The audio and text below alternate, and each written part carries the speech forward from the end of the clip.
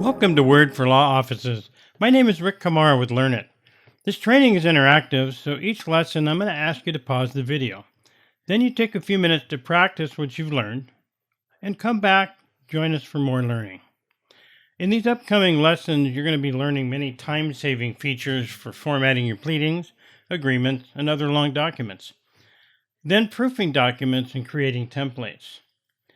Well, let's begin with exploring the Word interface to have a clear understanding of the common names and tools used in Word. If you're looking to earn certificates and watch videos without ads, sign up for Learnit Anytime, our dedicated online training subscription service. Check the link in the description for more information. Let's begin Lesson 1, Overview of the Word interface. The previous interface before the new ones that we have now from the newer versions was the menus and toolbars, and now we have tabs and ribbons. And the tabs and ribbons at one point were called results-oriented interface. So let's take a look at the ribbon. The upper left corner of my screen, I'll begin to draw an item. So the ribbon is the rectangular bar across the top of the screen. Within the ribbon are tabs that you can use.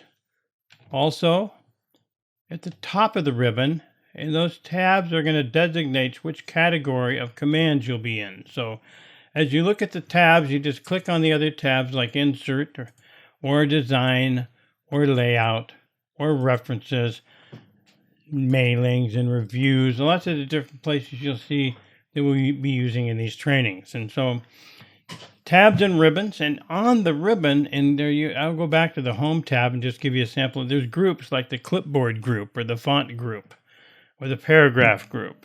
And so those basic groups are here, and not every group has what's known as a dialog box launcher. You know, the tiny little arrow that you're looking at on the right side of each of those groups I drew. So those are dialog box launchers. Those are tiny little arrows. And what that means is there's more information lurking behind. So in the group, I can click on the dialog box launcher and launch, in this case, the font dialog box. And with the font dialog box, you're going to see so much more, because things like, you don't see the things you see like subscript and superscript here, but you don't see small caps, all caps, or hidden text, or double strike through. Just lots of different things that are not visible there. So I'm going to go ahead and close this. So there's more information lurking behind in the dialog box launchers. The other thing about the ribbon is you also have expand and collapse tools. Often we do this by mistake. So I'm going to double click on my Home tab and collapse the ribbon so the commands are not visible. But if I want to just single click on the Home tab, I can see my commands. If I was choosing to use one or not, then I can go back and click on it again. Or if I click down in the document, it would hide the ribbon. So the idea is to get yourself some more screen space, like when you're on laptops and those types of things. So I'll double click the Home tab back, and that collapses, that expands it and locks it into place. Now the formal place to expand and collapse the ribbon is in the upper right corner of my screen. And you'll see that up there where a tiny little square with an arrow inside of it. Now that is the expand and collapse ribbon. So display options. And so we'll click on it, and you'll see that right now I'm showing tabs and commands. So a lot like when I double click, you'll see just show tabs, and that goes back to that view. And if I want to collapse it even further, I can auto hide the ribbon. So there's no title bar, no ribbon. I got much more screen space, and you still see that the arrow is up there. I can click on the arrow again and go back to show tabs and commands and lock it all back in place. Now, the one tab I hadn't talked about yet was the File tab. Now, the File tab takes you what's known as Backstage. You can go to Backstage from the File tab, and that tab up here is right next to the Home tab. So when you click on the File tab, it'll take you to the Backstage view. Backstage at Home shows recent documents or pinned documents that I might have pinned that I need to get access to quicker.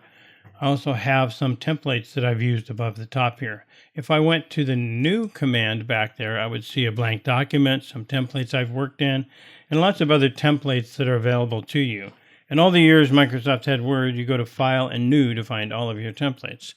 You'll see the Open commands, which you'll see recent documents and places where you want to open up files from, like your OneDrives and your SharePoint sites.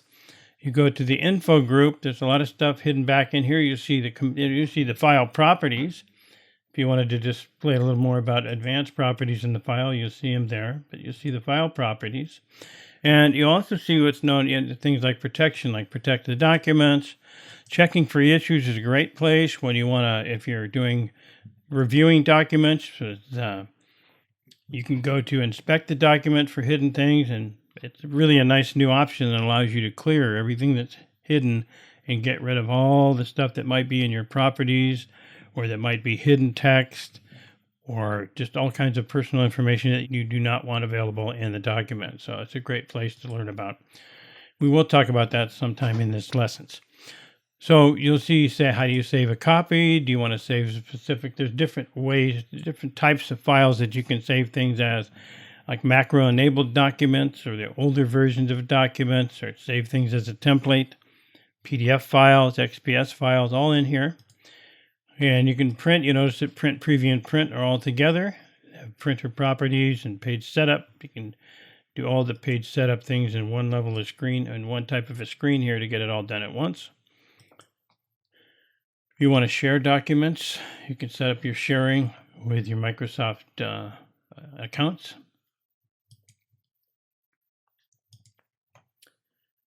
And you can export to PDF or XPS documents. You can transform documents to, say, like webs, and you can also just close from here. But the big thing in here is also options at the very bottom. If you go to the very bottom in options, these are Word options. This is where you're going to be able to change how things are. You have your username information. Mostly this is usually controlled by your organizations, but you'll have displays and proofings. You'll find your AutoCorrect options are in here. Lots of your custom dictionaries, all in here in options. How often you want things to save, or how to set up your auto recover. Advanced options, so maybe you like a little bit more options for how many recent documents can be displayed. This is the limit at 50. I'm going to take mine back down to the default of 25. That's normally how it's set. So Word options under the file stage background at the very bottom.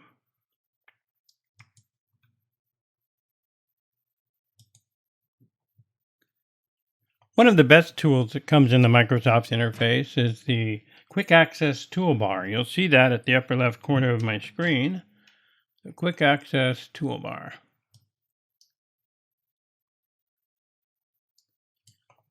Now, right now it has very little on it, so I'm going to go ahead and go through some of the processes to add commands to what's known as the Quick Access toolbar. So I'll go ahead and click on that drop-down arrow. You'll see it says automatically save is turned on. All these that have checks are already on the Quick Access toolbar. So if I just want to use something from this list, like make a brand new Word document, that's just a blank normal document. It'll use open an existing document. So if I want to put some more commands, like print, preview, and print. So these are common things you would use and have them on your Quick Access toolbar. Another way to add commands to your Quick Access toolbar is just to right click away. So an example of something you might use a lot for proofing is the Show Hide button. So if I hover over the Show Hide button, I'm going to right click on that command. So when I right click on the Show Hide button, it says add to the Quick Access toolbar. Now that'd be a left click, and then I add that command up there. And so you can use the same thing. You can go to any of the ribbons. I can go to say I insert a lot of pictures. Maybe I want to go to right click, insert pictures, add to Quick Access toolbar, and there we go. So I can do all kinds of things, inserting pictures. Another way to add things to the Quick Access toolbar, or to organize the Quick Access toolbar, if you click the drop down arrow next to it, an easy way to get to the formal place is all the way down to where it says more commands. And so down in there, you're back in where we just visited, Word options for the Quick Access toolbar. And if I want to move something in here, I can say I want to move insert pictures before the show all. So I can just use the arrows to move them up or down, place them where you would like. If I want to add something here from, say, like popular commands, maybe something like commands not in the ribbon. So you don't see all the commands that come with the program on the ribbon. So this is an option to do something like, maybe you want to do something like, let's see. Not all the commands are necessarily on the ribbon. So commands not in the ribbon, I often go to this one called speak, and I'll add that and click OK.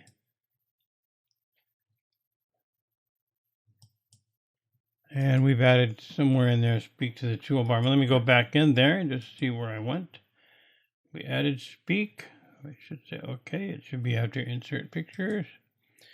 And there's nothing, it's up there, but there's nothing to speak in. So when you have words or text somewhere in a document, you can actually find it and you can have it speak.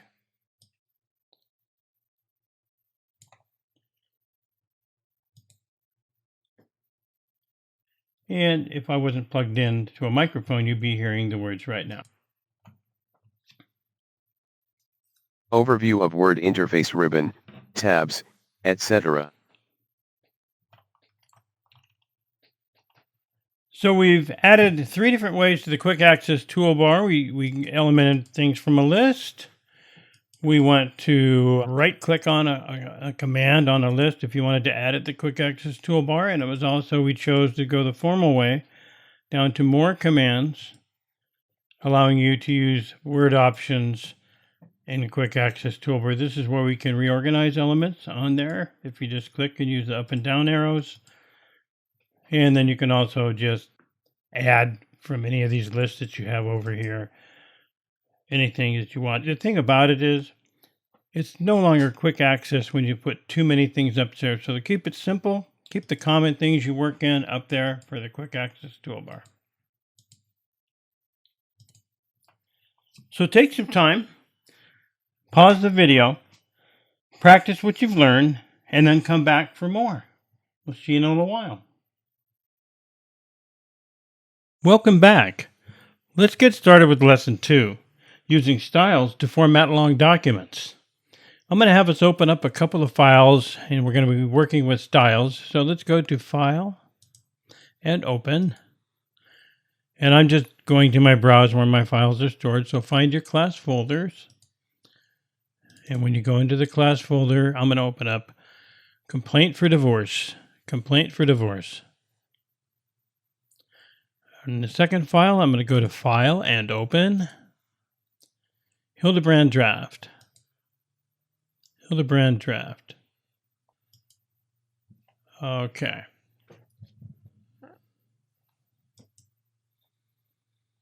Now you'll notice that the Hildebrand Draft document is totally unformatted.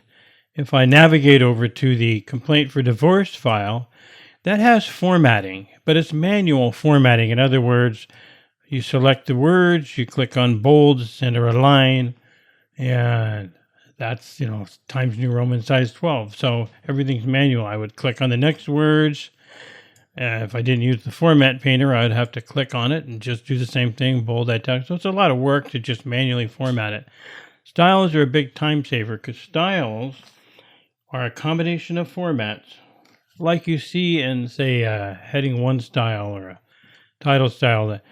Basically, the selected text is a combination of formats, which is bold, center align, Times New Roman size 12. But if you call it a name, like a style name that you call it, it uses all of those particular formatting options every time you use that style name. So let's take a look at another document. Let's go back to Hildebrand Draft. And in this totally non-formatted file, we're going to apply styles and show you how easy it is, quick it is to format a document with a style. Now, what I'm going to do first is show you the style group. So the style group is up on the top of the middle portion of the top of my ribbon. I'm going to go ahead and show you the style group up here in the red box. So those are previously formatted styles, so basically styles that are available to you already. And you're just looking at one line. So I'm going to go ahead and select what's called the More menu. and the More menu will allow me to expand that so you can see all the the styles that are available in this particular document. So down below that More menu is a tiny little arrow. That's called the dialog box launcher. So in the dialog box launcher over here, it looks like they don't do anything, but if you click on them with your mouse, now we brought up what's called the styles box. My styles box right now is docked. I'm going to click the title bar of it with my mouse and drag it out. And now it's a floating styles box where yours might look like. If you click and drag it towards the right from the heading, click on the heading and drag it with your left mouse, drag it until it changes shape and it docks itself over to the right side of my screen. So that's a nice box to have handy. At the very bottom, you'll see 3 icons down there. And those 3 icons are most common places you're going to be down here. Those are the places you focus. So there's a lot of space in here until we start seeing more styles. But down on the bottom in that red box, you'll see the 3rd icon to the right. The 3rd icon to the right is called Manage Styles. When I click on that, I'm in the Manage Styles dialog box. And so in here, I have tabs at the top. I want to make sure I'm looking at Recommend tab. And these are on alphanumeric order. So if I scroll up on my list, I'm going to go right into the headings and I'm going to find heading. So heading 1 is available to me up in my styles group, but the other headings aren't because they're hidden. So I'm going to select heading 2 and then show. I'll click the show button. So I'm going to select heading 3 and I'm going to click show. So this is going to make them visible for me to be able to use in this document. Heading 4. And I'll show. That's enough headings for me for now. So I'm going to go ahead and click OK. So now you'll see headings, more headings up in my styles group, and also more headings over there in my styles box to the right. So now I'm going to apply some of these styles. I'm going to click in my draft Hildebrand Properties title, and there's a title style that I'll use from my styles group. So I hover over any of these and it shows you what it's going to look like, give you a preview, but I'm going to just click title and use that. I'm going to click on the word overview. You notice I'm not selecting it. All I need to do is click in the words and apply the heading 1 style. So the heading 1 style in this particular document, it's bold, left aligned, Calibri light, size 16. So that's how this document was modified for heading 1. So the heading 2 style, I'm going to click in our description of our firm and apply the heading 2 style. That particular style it's blue, it's left aligned, bold italic, Calibri font, size 14. So those are specific tiles in this particular document. So style, sorry. I'm going to go to our corporate philosophy. I'll click in that heading and I'll change that to heading 2. So I know the other 2 headings down below on this page should be heading 2 as well. So since I just made our corporate philosophy heading 2, I'm going to show you a shortcut. I'm going to click in our goal and I'm going to use my F4 function key, which repeats my last action. I'm going to hit F4 and all of a sudden our goal is now heading 2. I'll click once again in our company affiliations, hit my F4 function key, and use heading 2 style. So F4 repeats the last action. So you're doing some styling, you can use that F4 function key to speed things up a little bit. Now if I go to our services, I'm going to go to heading 1. I'll select selling your home, make it heading 2. So easy to apply these. Buying a home, I'll hit F4 function key, repeat my last action. Guarantee, F4, repeats the last action. Locations, I'm going to make that maybe heading 3. So Control Home will take me all the way back to the top. And now I'm looking at what was not formatted to have a little basic formatting to it. Gives it a much more pleasing look. So now that we've applied styles, let's look at creating a style. I'm going to go to the top of the document under the draft, which is already a style. I'm going to click in there and change that to normal, back to what it was before. And so I'm going to select the words, and then now I'm selecting everything because I want to format it. So what I'm going to do is I'm going to format it to make it a red font. I want to make it center aligned, and I want to make it size 14 or size 16, say.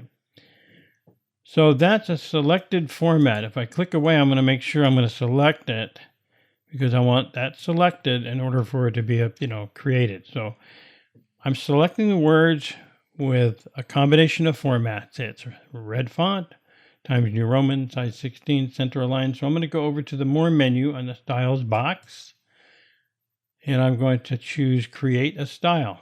Since I have everything selected with all the combination, it picks it all up. All I need to do is rename it. So I'm going to call this the Rick style. And okay. And so now in my styles group, you're going to see the Rick style up there. Also over in my styles box on the right side of my screen in the styles panel, you'll see the Rick style. So this style called Rick is only available in the Hildebrand draft document. It's only available in this document, but I'm going to show you a little trick here, how you can copy a style from one document to the next, because all styles are uniquely used in those documents. Even the built-in styles that Microsoft provides for you in the styles group up here, they can be the same names like heading 1, heading 2, heading 3, but they can actually have a different style to them. And we'll learn more about that as we go.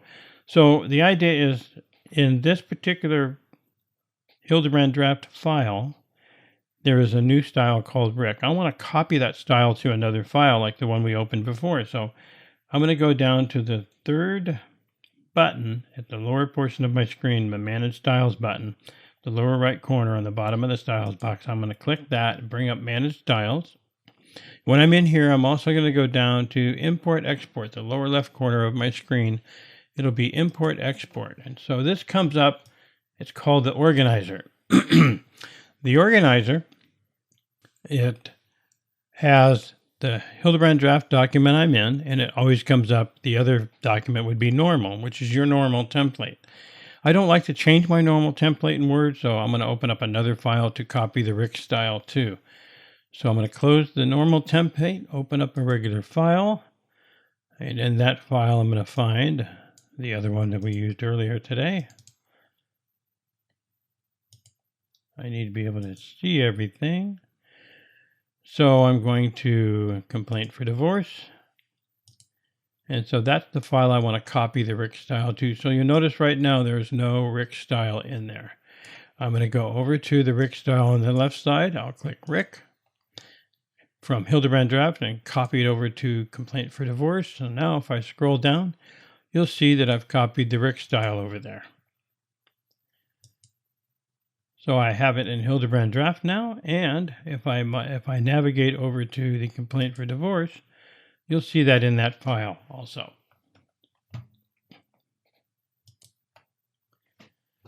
Now, as you're working in styles, I'm going to navigate back to the Hildebrand Draft document.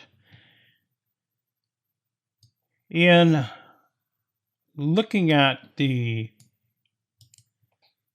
general formatting and styles used in any documents, what we're trying to do is basically fix or either edit documents or create new documents and modify them quickly. And one of the best tools for doing this is knowing what's already in the document. Sometimes it can be very confusing if someone hit the space bar, the tab key, and sometimes you can see that with just turning on Reveal Format. But you see very little there. And so the place to go is in the Styles box to the lower right corner of my screen. I want to go to the center icon called the Style Inspector. I want to click the Style Inspector, and when that's turned on, I want you to see that if I expand the screen a little bit, there's a little font with a magnifying glass called Reveal Formatting. So I'm going to click Reveal Formatting. So that puts a panel to the right called Reveal Formatting. Reveal Formatting, what it does is it allows you, wherever you click on the document, if I click in, say, the paragraph for overview, if I click on the paragraph, it's going to tell me the total paragraph. It's going to tell me what font it's using, the language, the alignment, any indentations, if it's a part of any section. If I click on the title of something, say like a heading 2, it tells me what heading 2 is, or if it's using heading 2. In a lot of cases, you don't know how was the spacing done. There's lots of different reasons to turn this on, so when you're really having trouble making some changes and modifying, this is the place to go. Reveal formatting. I'm going to close this. I'll close my style box. So I'm going to close Hildebrand Draft.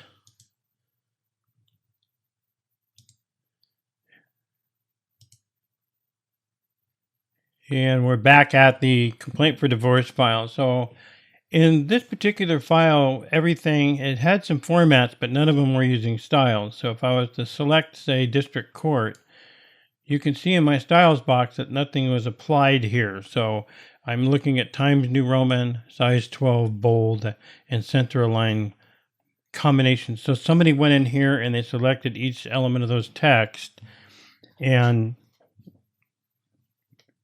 made it bold, center align, Times New Roman, size 12. If you wanted to do this an easier way, I would say do something like this. So I'm gonna unformat back to normal. I'm gonna unformat say Clark County, Nevada, and I'm gonna borrow this format using the format painter. So this is kind of a trick. If you select District Court, I'm looking at so it's bold, center align, Times New Roman, size 12. To the left of my bold sign in the upper left corner of my screen, you'll see the format painter. So when I have something selected, and if I double click on the format painter, I can come down here and I can format Clark County, Nevada, and it's going to copy that format. So the idea here is the format, if you double click the format painter, you can keep using it. If you single click it, it only paints one time. To turn it off, you can hit your escape key or just click the format painter. Now that's a nice little tip, but even if you're going through 20 or 30 pages, 100-page policy and procedure files, you may not want to have to go through that. That's where styles is more beneficial. Because the styles that we created, and let me go back to the other document where we actually worked in, Hildebrand Draft, and just do a quick summary of the benefits. So we applied these formats that I don't think I was really clear about the benefit of it. So here we are. So the description of our firm, I'm in there for heading 2. So now I go over to heading 2. I'm going to close the reveal formatting box here. And I'm going to use heading 2 in the dial box. So when heading 2 comes up, I can make a modification. So my boss decided that they need me to modify heading 2. So it's still going to be called heading 2, but I'm going to make just a little modification. So I'll go down to format and border, and I'll make a bottom border. And I'll make that bottom border maybe the same color as blue of some sort. Okay. So when I'll click on once I make the color blue, I have to click on the line to make it blue. So now I'll click OK. And so all of my heading 2s are going to take on the new style, the new look, once I click on it. So I've modified heading 2 through this entire document, wherever heading 2 was used. And that's the major benefit of using styles, a combination of formats. I'm going to close this file and take us back to complaint for divorce. Now in here, you see regular formats, and we use the format painter a little bit, but what if I was to just select this already formatted element? And I know I'm using it in here 2 or 3 times already, so why not just select that? And then I'm going to go ahead and create a new style. So I'm going to click the More menu and choose Create a Style. And I'm going to call this Pleading Header. Pleading Header. I'm going to click OK. And it's going to be using all of those styles. So if I was to take these and convert them back to, say, normal,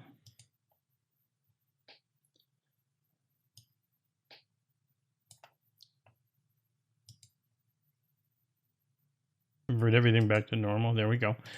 And then I could just click on Clark County, Nevada, and choose my new pleading. I can click in the middle of complaint or divorce, and I can choose pleading. So much easier than either the format painter or just manually doing them. And so that's a simple little style creation in here for this document.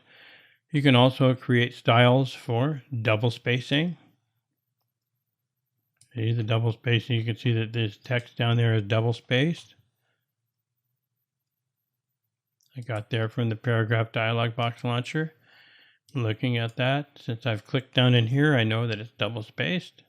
So I have clicked down where the plaintiff is. Everywhere to go. So we do a little formatting and pleading. We learned styles. We learned how to create styles. We learned how to modify styles. We learned how to add styles.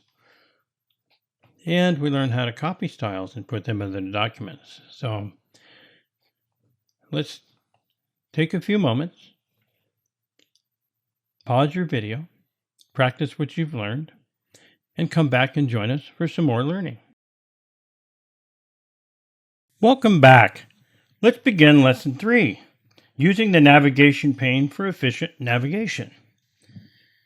Now, the navigation pane is not visible right now, so I'm going to go to my View tab and find under my Show group the checkbox for navigation pane.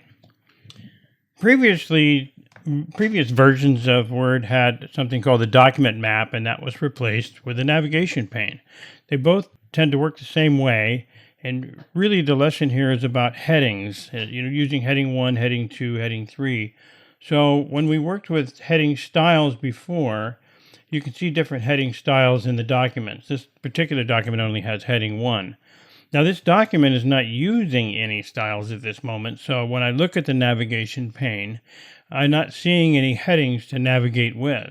So I'm going to have us open another document. So I'm going to go to File and Open to find my basic storage of the class files. And I'll do that. Desktop under Learnit, and here we go. So I'm looking for the statement of work and opening up the statement of work file. This file, you notice the navigation pane is still open and the headings have different chapters in them basically. So I can click on each one of these. You notice if I click on the period of performance right in my document, and if I just click with my mouse on that heading style, you can see that it's a heading style now, and that it's highlighted period performance. Now I can use the navigation pane by going to scope of work, or finding the client responsibilities, or going to completion criteria. They do not all have to be called a heading 1, as long as they're using a heading 1, heading 2, or heading 3, a number next to the heading, it'll still work. Watch if I change the heading at the bottom of my list, and I format, I'll navigate to there, project change, and I'll click in the project change text, and I'll just change that to heading 2. So if I change that to heading 2, and I navigate back up to period performance, I can go down to project change procedures. So it's still heading 1. So let me change that to heading 2. There we go. I needed to move to make that happen. So now it really is a true heading 2. I'll navigate back up to period of performance and back down to heading 2, project change, and you can see that it'll navigate me to that new named heading. So the navigation pane can be very useful in navigating through large documents like policy procedures that might be 200 or 300 pages. So I'm going to close the navigation pane and go back to the View tab. And you'll see under the group, under Show, I'm going to check the navigation pane to bring it back. So take a few moments, pause the video, practice what you've learned, and come back and join us for some new learning. Welcome back. Let's get started with Lesson 4. Format indented quotes with styles. Open the Statement of Work Modified file. So I'm going to do that, and we'll open it together. finding where our files are located. And we're looking at the file called Statement of Work Modified. Statement of Work Modified. You noticed we looked at Statement of Work earlier in the navigation, and there was a little bit of tables and stuff built in here. So I modified this document to make it easier just to work with quotes so we don't have to undo a lot of things. And I'm going to start, so this selected area is where we're going to turn into a block quote and create styles for this, and also use an existing style called quote.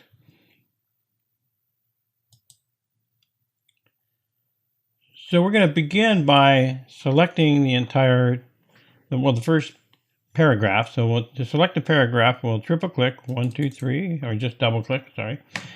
So double click to select a paragraph, and then we're going to go to the ruler. If you don't have your ruler visible, just go to the View tab and make sure the ruler is checked. Back to the Home tab for me. And so we've selected the text, and now I'm going to go to the ruler and the block on the left side, the left indent, the little square, and none of the arrows, but the little square. We'll click and drag that in about 1/2 inch. So it's blocking on the left indent. And we'll find the right indent right next to the number 6 on the ruler. We'll click on that triangle and drag it in about 1/2 inch, or maybe even further, just to get a better look on your block. See what looks good for you.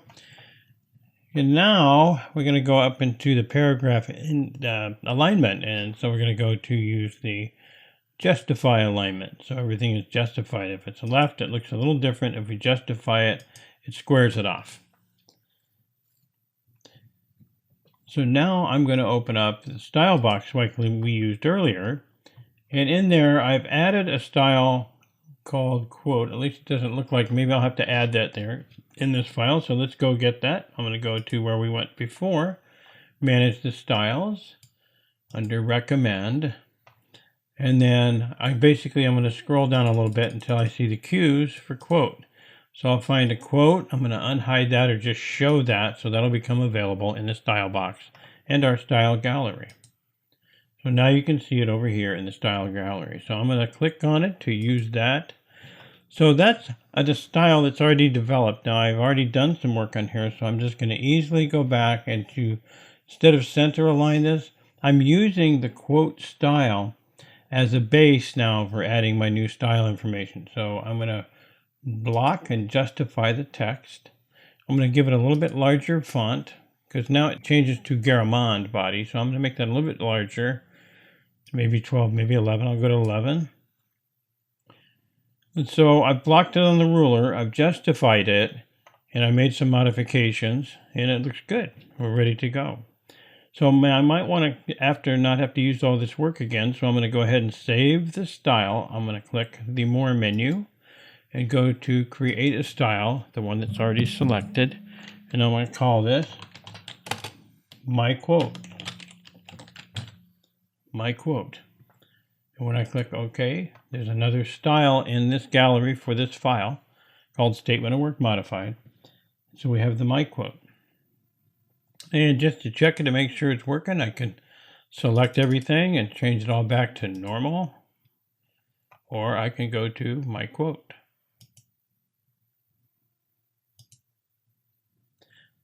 So pause the video, take a few moments and practice what you've learned, and come back and join us for some more learning. Welcome back. Let's move on to lesson 5, creating a pleading caption. I'm going to have us open 3 files that'll give us some various examples of pleading captions. So I'm going to have us open up the file called Complaint for Divorce. And we're going to open up another file called My Pleadings. And the third file we're going to open up is called Microsoft Legal Paper. This was taken from one of the Microsoft templates we'll see in later lessons. So I'm going to navigate to the Complaint for Divorce to start there. Now the thing I want to do is turn the Show Hide menu on. Looks like the paragraph mark in the Home tab of the paragraph group. So you'll be able to see when the hard return was hit, the paragraph mark, or the arrows will show the tabs. So These are non-printing characters, so basically they're just showing you how things were formatted on the document, lightly. So let's take navigate through and make sure that this is turned on with all the documents. So I'll take us to my pleadings and have us turn on the show hide menu there. While we're in there, we may want to scroll down or navigate to the second page because that's where we'll be working. And let's get to the other document, the Microsoft legal paper, and turn the show hide menu on there. So we've got the show hide menu turned on in all three documents, and let's navigate back to the complaint for divorce document. This is the most basic. Now, when this template was made, you can actually see the arrows for the tabs and all this visually, and it's going to be more arrows than the others. In this case, the tabs are set up in a normal template to just hit your tab key, and it moves along the ruler at each half-inch mark. So at each half-inch increment up there, this is up here, you see a tab at every half-inch mark. And that's kind of where all those tabs are hitting, a half-inch, at the inch, an inch and a half. And when you see that, each one of these arrows basically is when you hit the tab, it's going to go to the next half-inch mark, each place it goes to. So you can set tabs to not have that many tabs in there, so you can have it a little cleaner. And then you can move things around with the set tabs. So we'll go through those areas. We'll come back and recreate this. This is where we're headed. So now we're going to go to some others to see how some other formattings we're doing. Let's open up the My Pleadings. So in the My Pleadings, in this case, you don't necessarily see it yet, but there's two table cells in there, basically. And that's where the guardianship and the case numbers are in tables. So if I click in there with my mouse, anywhere in there, you can see on the tabs at the top, you'll see contextual tabs up there, like table design and table layout. Say table design and layout. Those are contextual tabs, and you don't see them if you click away from the table. So that's a table that's been created in the document. So I'm going to hit escape to get out. And so I'll just click away from it. You'll see those contextual tabs have gone away. If I click back in the table, the contextual tabs come back. And what that means is that those tools are available for you as long as you're in the item that they're used for. So I'm in table design. I'll select that so you can see table tools, layouts for tables if you want to make the heights or width different, and all kinds of different things you can do in there. Insert more rows. But in this case, you generally just want to use two cells. So it makes it easier. So now when you're in here in this particular table, if you click in it, you can look at your ruler and see all the way up to a little bit past the 3rd inch. You'll see things are kind of centered around there a little bit towards the right. So if you click in the other cell where case number is, you can see basically what looks like a column, but it's just the cell. And so you can go in, you'll see that there really are no tabs or anything used on this particular one. If you click in the part with the line where the paragraph is, it's just where they stopped typing the line, and that's when they hit the return. So it's easier sometimes to work in tables, and we'll do that, and then we'll save the whole caption and everything together. We're going to save it as one unit in AutoText. Okay, so make it easier. Once we do all the work, we want to put it somewhere.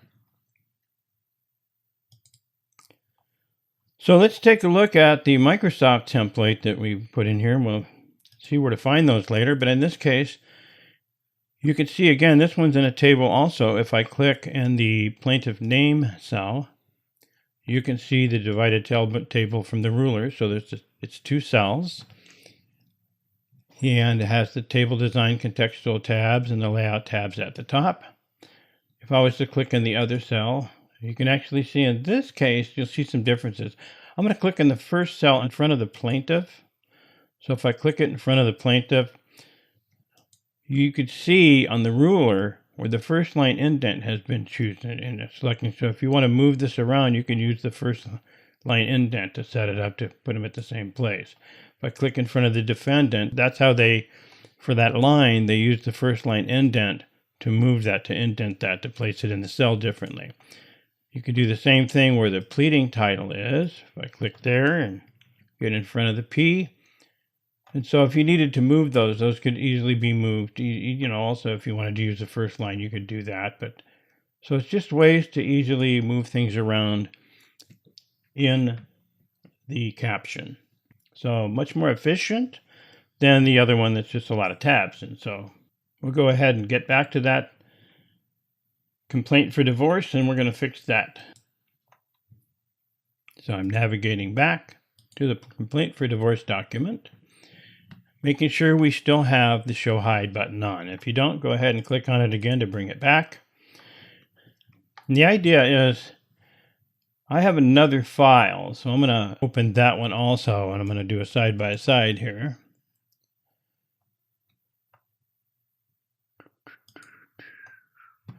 So basically I can see, and you can see also while I'm doing it, and we can delete and change. And so this file on my right was the original look, and we're going to change that a little bit. So let's just see how this was developed. We're going to create it. I'm going to select in the complaint for divorce document the caption. Now I'm going to delete. Oh no, where'd it go? Okay, so here we are.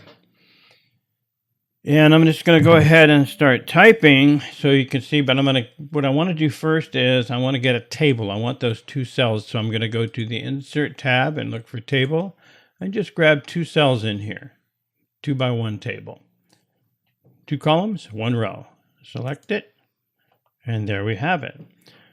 So now I looked a little bit before, so I'm kind of cheating, but I'm going to go ahead and resize this table. So it's going to go down closer to about the line 15, somewhere around here. So fairly close to that same size. We can adjust it all later.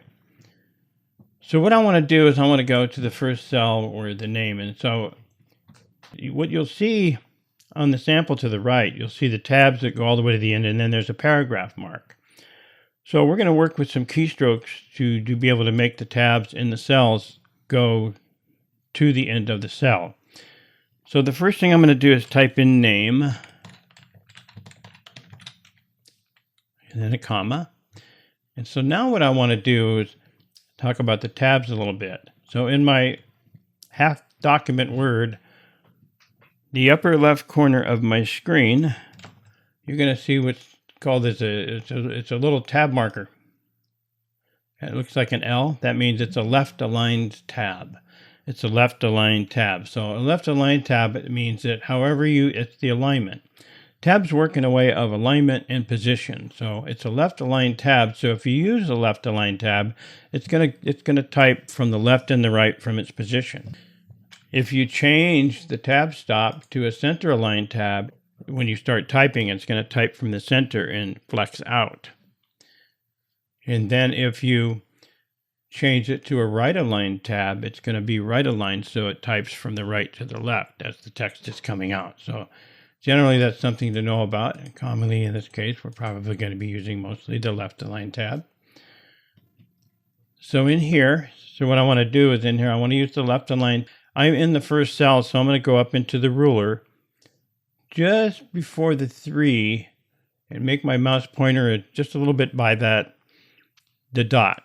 I'm going to click on that dot, and now you'll see the left aligned tab appear. So when that happens, normally what happens when you're in a ruler of a brand new document, there are no tab stops. So that's why it stops at every half-inch mark on the ruler. Like you tab to the half-inch, tab to the 1-inch, tab to the 1.5, tab to the 2-inch. So what will happen is when you make a tab like this happens, it clears out all the other tabs before it. So watch what happens now. And here's a keyboard shortcut. I'm going to tab all the way to that tab stop in the first cell. But in order to make that happen, I need to do it with a different keyboard shortcut. Usually I would tab. If it was in a document, it would just go to the next tab stop. But when you're in a cell, you need to use the keyboard shortcut Control Tab. So I'm going to use Control Tab. So now you can see that it stops at that tab stop that I set in the first cell. Now what's going to happen is I'm going to use Shift and right parentheses, and that gets the parentheses in there. So I'll again hit Enter, Control Tab, and right parentheses. And I'll hit Enter. On the third one, you notice on the sample to the right, it shows plaintiff. So what I'm going to do is I'm going to set up another tab stop at the basically say 1.5 inch mark on the ruler. So I'll set this one up, left align tab, then I'll control tab to stop at that place. Then I'll type in plaintiff and a comma. And then I'll control tab again, because you notice that tab stop is up in the ruler. I'll control tab and then parentheses. So I need to go back up and put a parentheses on my second line there. We're going to look at the spacing on this too, because it looks like the spacing has changed. So after the plaintiff, then I'll choose enter. So I'll make some modifications on the spacing here. So now we control tab. This one, it stopped because what happens when you set the tab stops, this one stopped at the 1.5 inch mark because we just did that. So when I hit enter, those two tab stops followed on to the next line. So let me give you an example. I'm going to click where we type name, that row. So you see one tab stop.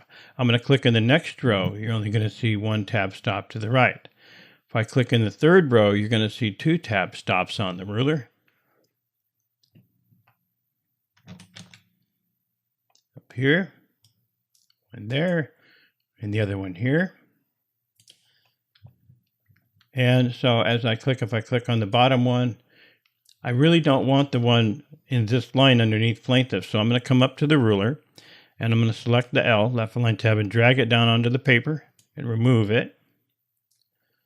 So now I'm at the end of my document on my third line. I'll make my parentheses, and then I'll begin back down. So you can take tab stop off by clicking and dragging them down to the page and replacing them if you need to. And so there we go. So the next thing I'm going to do here is called versus, lowercase vs. And one thing Word does is automate a lot of things. And so you notice that it capitalized my V before the S because it thought it was starting a sentence. So I'm going to backspace over all that and type it again just to clear all that capitalization. So the first time it uses the rule, the second time it won't. So I'm going to VS period and space bar. So you see it's no longer a capital. So that's a great way to fix that problem. So we've got a tab set already. So I'll go ahead and choose, I'll hit tab or control tab, sorry. And then right parentheses, enter. So I'm going to make this table a little bigger for now while I'm working, because in the process, it's got bigger spacing than I want. We'll work on changing that spacing. So now I'm going to have control tab, parentheses, to get close to the look.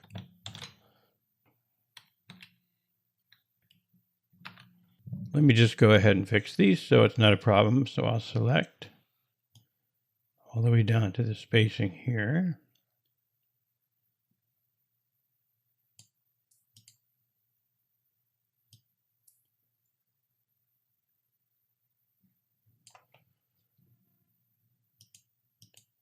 And look under paragraph spacing and see what the issue is here.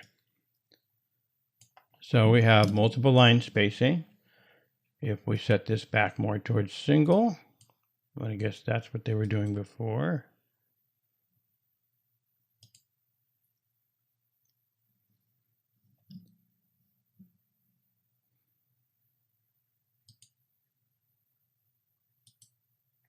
And that's that, okay.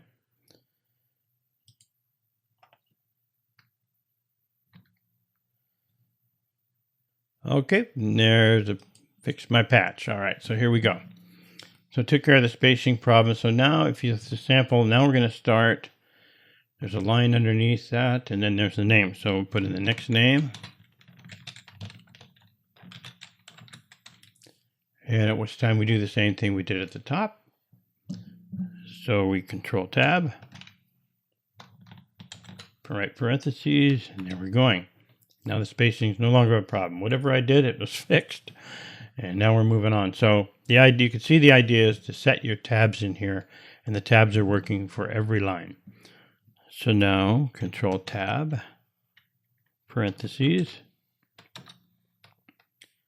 And then we have another like plaintiff independent type thing. So let me look here where that was. That was at the 1.5 inch mark.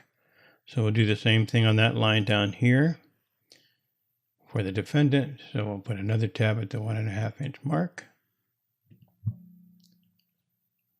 Control tab, and we'll type defendant. Control tab, parentheses, and there we go. And the last one, control tab. We're going to remove the 1.5 inch tab because we don't need it on that line. And we're going to put the parentheses now. We're ready to go. So now it looks similar to the sample on the right. So now all we need to do is go into the next cell and set up our case numbers. And so if I can go down to maybe say the third line.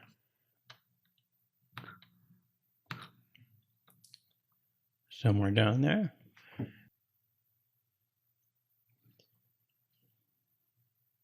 And we'll work it straightening those out. So now I want to set up, I'm going to do a tab. So that basically is going to put the tab at say it should be around the 3.5 inch mark. So we'll set up a tab there. And control tab. Case number.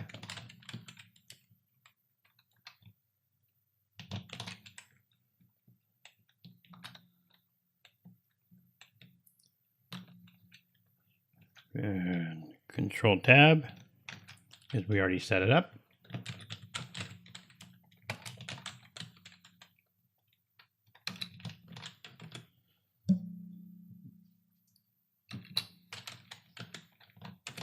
Okay, and there we go. And so I can just take the show hide button off. And there we have it. We've created our pleadings. Similar to theirs, but not so many when you turn the show hide button on, not so many tabs. And the advantage here basically would be this, that if I click where it say the plaintiff is, and I want to move this a little bit, maybe I want to move it over, I can just move the tab. I could do the same thing under the defendant, and I can move this over, kind of match it. The line helps me match it up. I could do that same thing.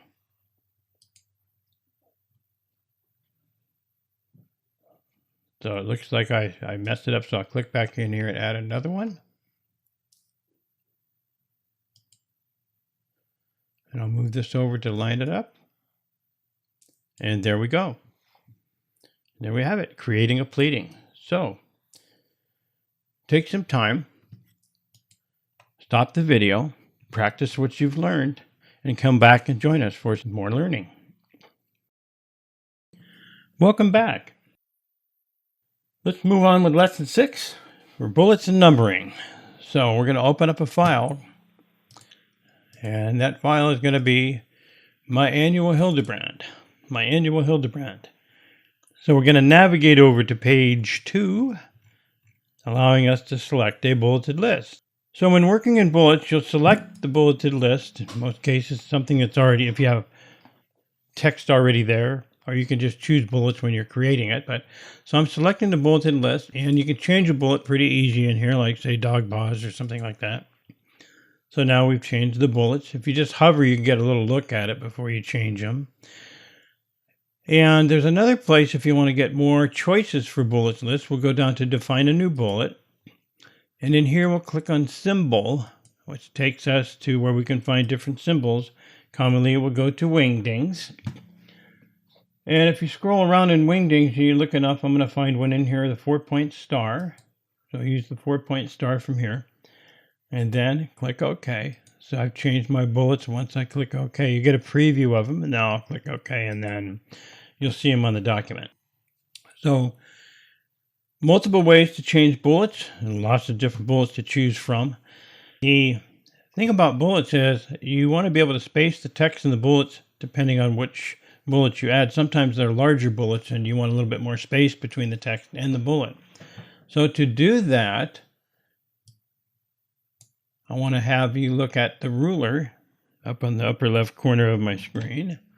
So we're looking at the ruler in here under the first line indent, which is the upside down triangle, and that one that looks like a house or upside down house, and the other one that looks like a little bit of a house. That's the first line indent, and then that's all the rest of the lines of the paragraph normally in a paragraph. But now with bullets, this is where you'll move text away. So the first line indent is the bullet, and the hanging indent is basically the text. Okay, so go ahead and work that. So if I click on the hanging indent and drag it out to say 1.5 inch or 1 3/4 inch mark on the ruler, that moved the text away from the bullet.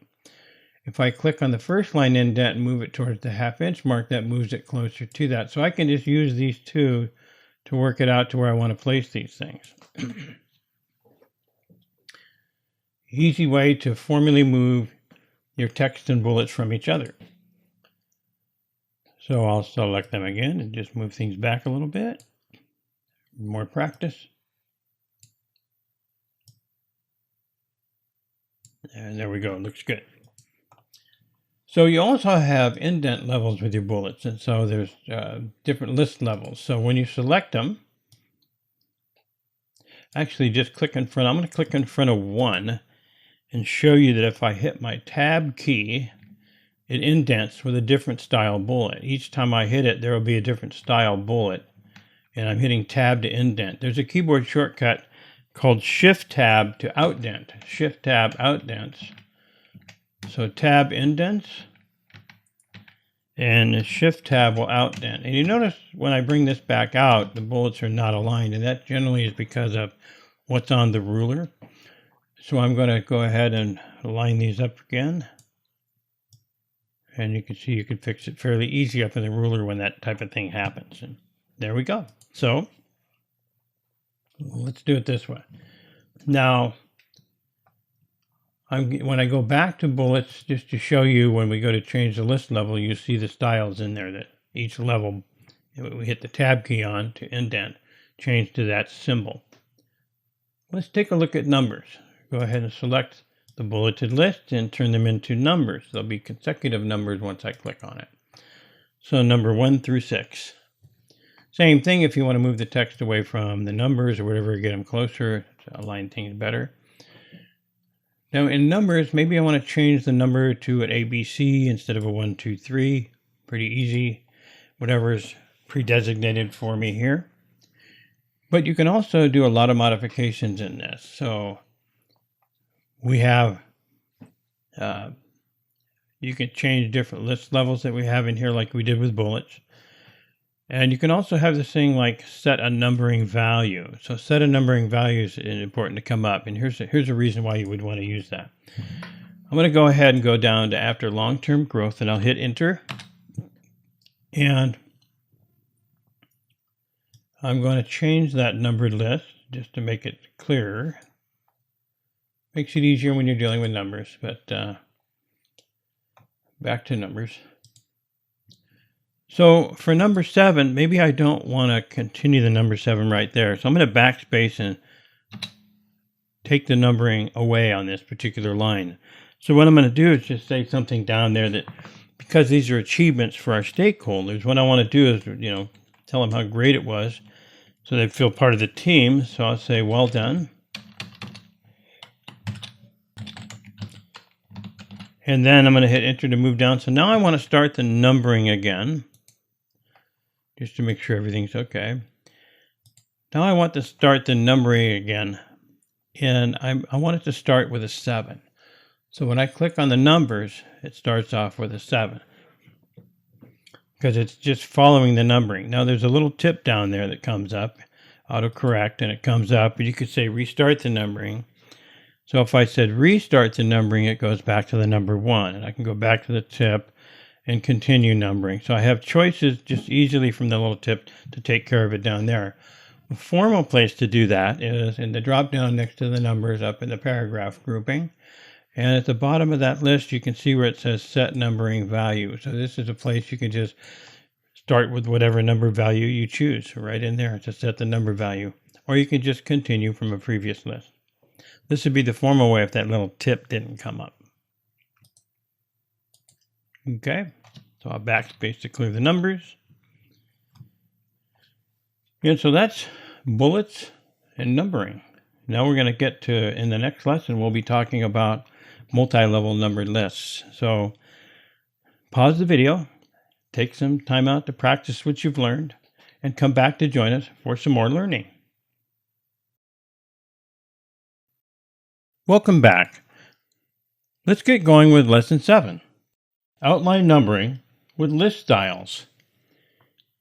We worked with simple outlines or simple bullets and lists. Now let's take a look at the outline numbering. We're going to start in the document right where I am around page 2. So we're going to look at clicking in front of the T from To Our Stakeholders. We're going to have a begin point, and then we're going to select most of the rest of the document. So we begin our begin point in front of the T, and we're going to scroll down with our mouse, not to click anywhere in the text, scrolling down with the mouse to the very bottom, at the bottom of the actual text, and then hold down your Shift key and click after Opportunity, and it'll select everything in between. So now we're going back to the top with everything selected by the scroll bar. And so since the selected area now is going to become our multi-level list, so let's go to the paragraph group, find the drop-down menu, and look for a sample multi-level. Let's take the first one next to the None choice. We're going to go to the right of that, select a multi-level list. So now we have lots of numbers.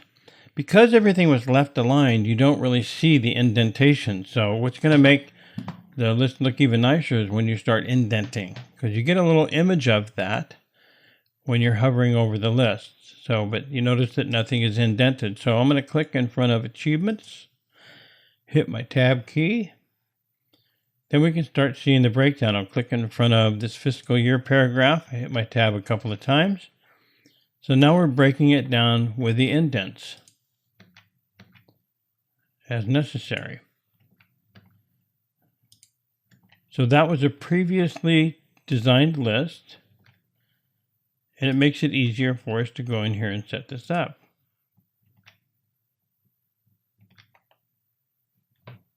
Cool. It's about the indents. So I'm going to undo those choices.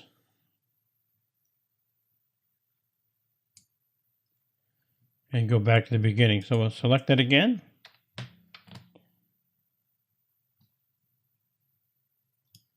Review this, scroll towards the bottom. And click on the last point I want. And so now we're ready to go again. So where we went was the multi-level list icon in the paragraph group. And in here, we chose one of the levels. So you can also do it, let's say you chose 1 by 1 by 1, 1.1.1. So each time you would use this, as you can see, it's all about the indents. And you work your way down through the document.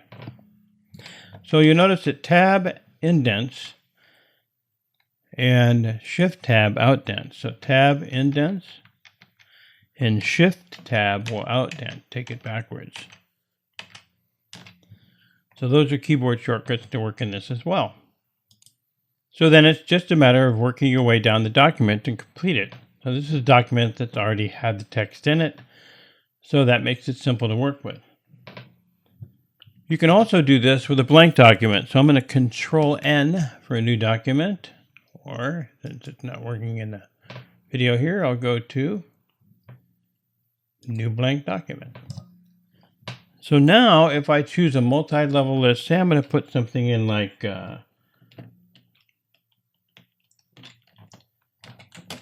my annual report. And now I have a title. Now I'm going to go in here and I'm going to add the multi-level list. And I just choose that. So as I'm creating my paper, now it's just a matter of typing in To Our Stakeholders, like we saw before. Not quite the same format, review of your results, and then I can tab review of your results. And of course I might use all financial overview. But what I didn't do was while I was typing the point here. So I'm going back after results. Enter, tab, financial overview.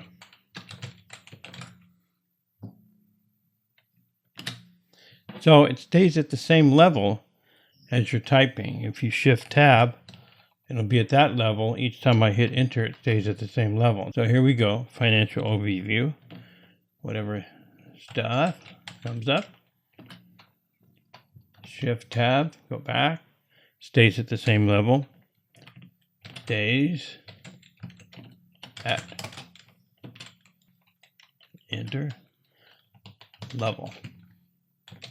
Same type of thing. So on a new document, you can have it preconditioned, and all you need to do is type and hit your tab key to create things. You can also have them set up with styles, and it would make it much easier. So I'll close this.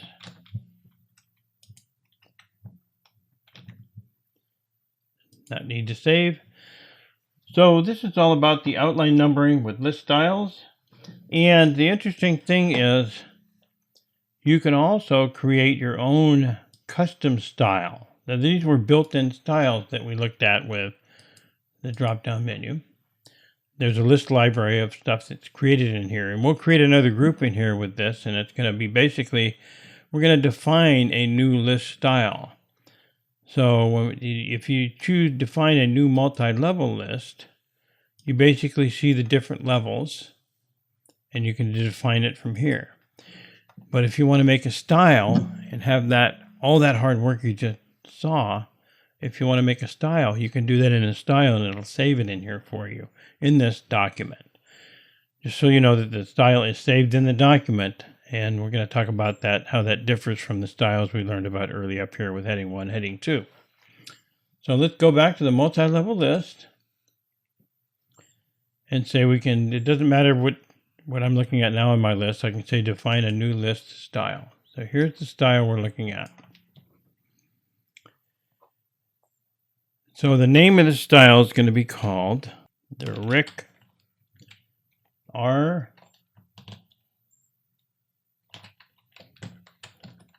M multi-level list, RM list, Rick M list, whatever you want to call it.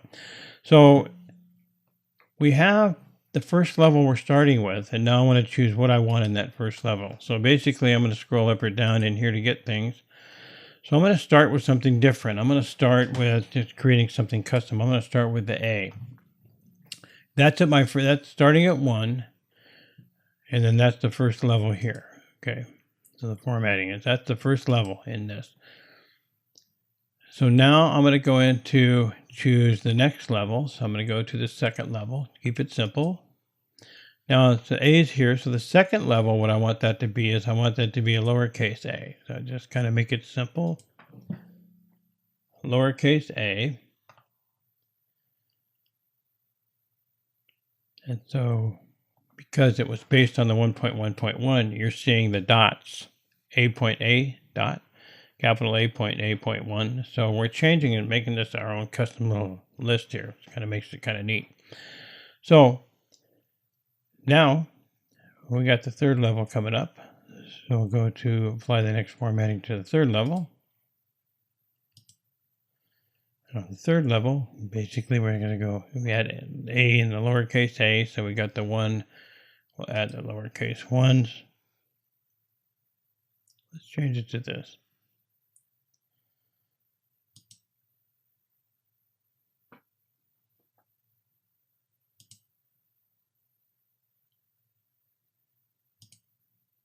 The big one, there we go. The big one on the third level. When we go to the fourth level, change the fourth level to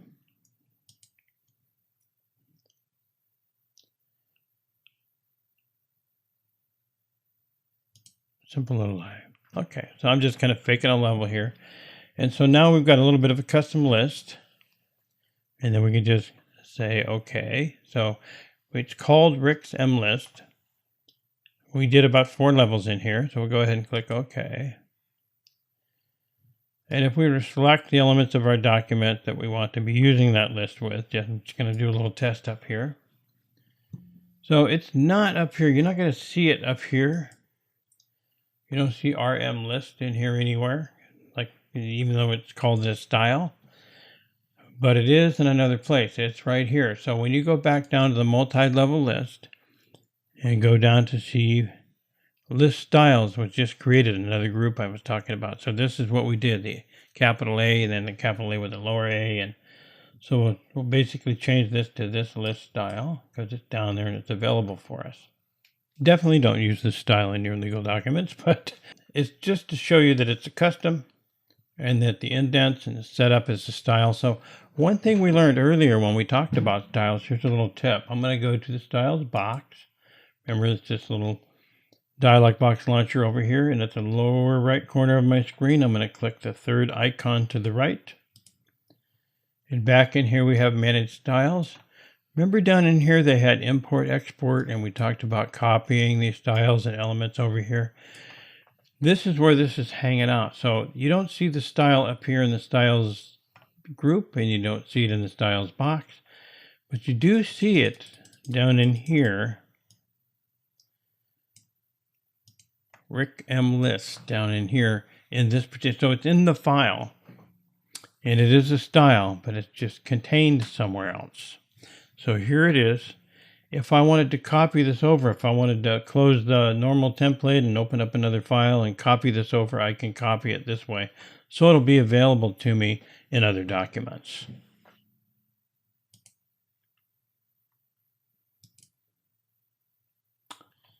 So that's our basic lesson in the outline numbering with list styles. So pause the video, take some time out, practice what you've learned, and come back to join us for the next lesson. Welcome back. Let's get started with lesson 8. Control formatting when copying and pasting text. Let's open the file called Complaint for Divorce. We're going to open the file called Complaint for Divorce. I'm also going to bring up a brand new document, so we have 2 things to work with. There we go. I'll split the screens. So I'm going to start with selecting some text from the text block in the Complaint for Divorce file. So I'm going to copy this text, selected text, and then go over and paste it into the new document just with a simple Control V. So it uses the default, which is an HTML format from the Complaint for Divorce document to the blank document. So that's basically the default. But now if you see the little notation that came up on the blank document, we'll take a look at that. These are the paste options. And so when I hover over those paste options, you'll see the destination theme, change the keep source formatting, and that's a merge formatting. So the destination theme was basically an HTML, and then you see the keep the source formatting, whatever was formatted in the source document appears in the new document. And then there's a merge formatting. The merge formatting, what it does is it pastes just the text you've copied, but changes the formatting to match the surrounding text in what you're pasting. So let me give you a little bit better example of that. In this case, if I choose this, it can work okay, but let me explain this simply by just doing something simple here. So I'm going to type in hello world, and I'm going to type hello world again. Might make sense to put a period after it. Okay, so I'm going to change this to a red font and say bold or whatever the case. And so I'm going to copy this. I'm going to paste it next to the word, the hello world above, and look at the paste options as the source formatting.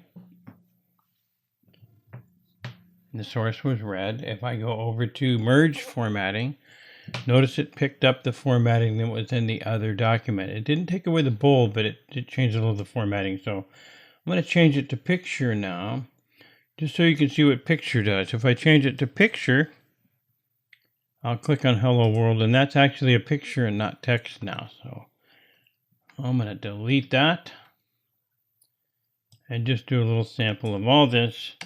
I wanted to give you a little preview of the merge and a better sample. So here we go. So I'm over the text block again, copy, and pasting over into the new document and taking a look at all my options. I can paste the destination theme. I can paste the source formatting. I can paste the merge formatting, and I can also choose a picture. Let me try the picture one again. And then we'll go back to the last one, which is just keep text only. So take a few moments, pause your video, practice what you learned, and come back and join us for some more learning. Welcome back to Lesson 9, Inserting Automatic Text. So we're going to start out with a blank page just to get a navigation and look where auto text is located. And so let's start with a blank document. Control N to create a brand new one, or if I click the document and Control N, we have a brand new one. Now, on the Insert tab on the far right side of the ribbon is where you're going to find Quick Parts. Quick Parts is in the Insert tab, the text group, and it's in the Quick Parts command. So inside there, you're going to click the little drop-down arrow to find Auto Text. Currently, I have just initials in there. So I'm going to go ahead and create an auto text entry. So I'm just going to type my name.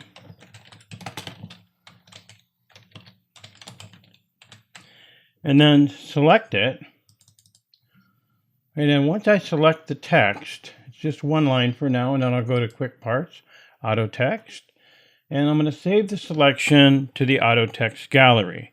Now there's a couple of galleries here, so let me give you an idea. There's save the selection to the Quick Part gallery, which is where we started out. And now we have to save it to the Auto Text gallery, which is the visual here in Auto Text. So this is actually in the Auto Text gallery here is where we're saving our auto text. There really isn't any difference between the two other than they're just different galleries.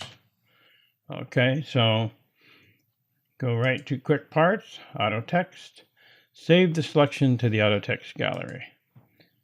And it'll come up creating a new building block, which is where all the building blocks are stored. I'll show you coming up, and then we'll click OK. And now I'm going to delete Richard Kamara. I'm just going to type now. I'm going to type Richard. And I don't even have to get all the way through, halfway through my name, and it comes up. So I'll just hit Enter, and then I don't have to complete typing. So it's a big time saver. So here's another option. I'm going to type in my name. And then I'm going to put in my title, like a signature block at the bottom. So my name, my title, my company, maybe an email.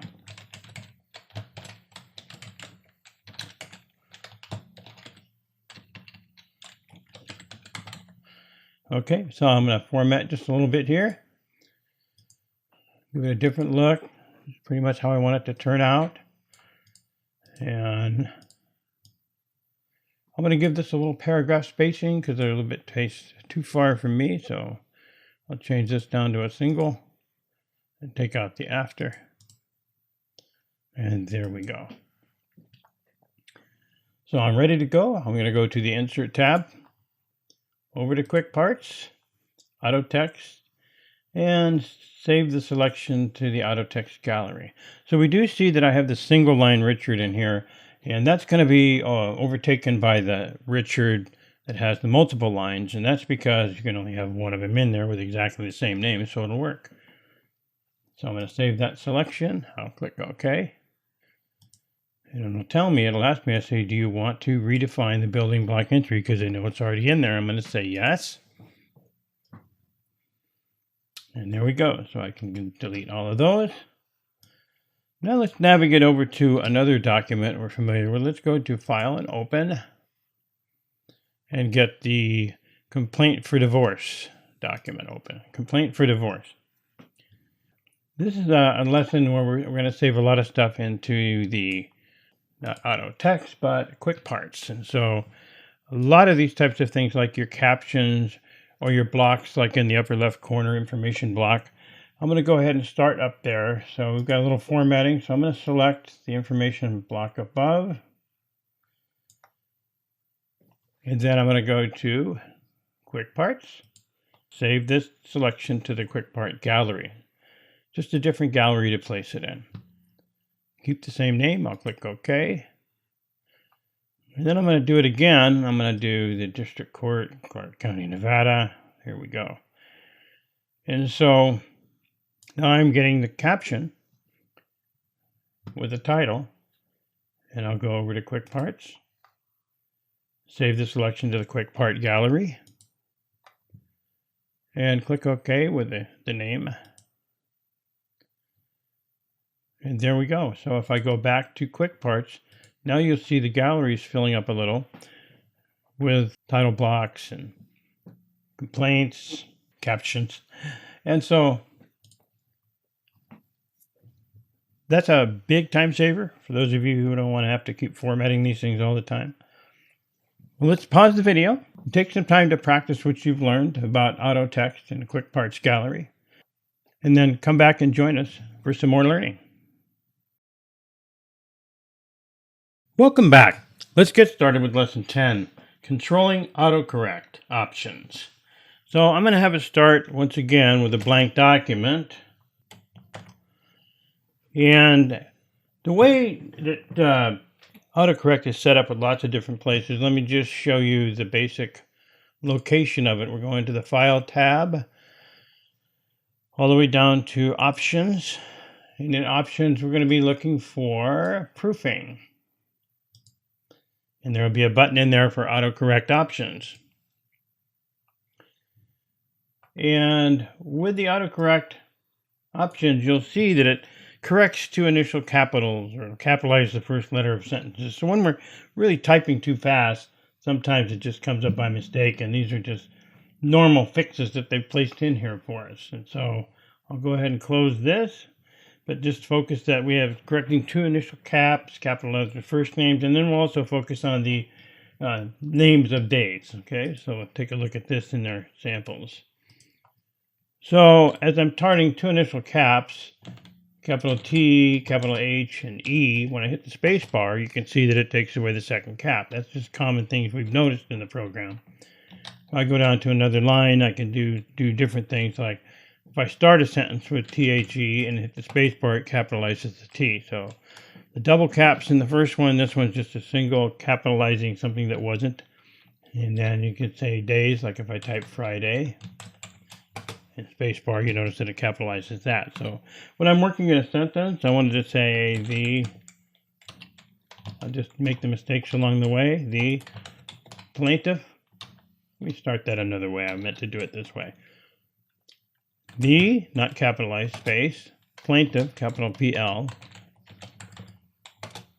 So everything's getting corrected on Tuesday, space bar. So you see these autocorrect options in there. Now, sometimes when you don't want autocorrect to work, you can just backspace or use the undo button. So in this case, I wanted T, capital H, or maybe I want something just lowercase for whatever reason. I'm going to THE, hit the space bar.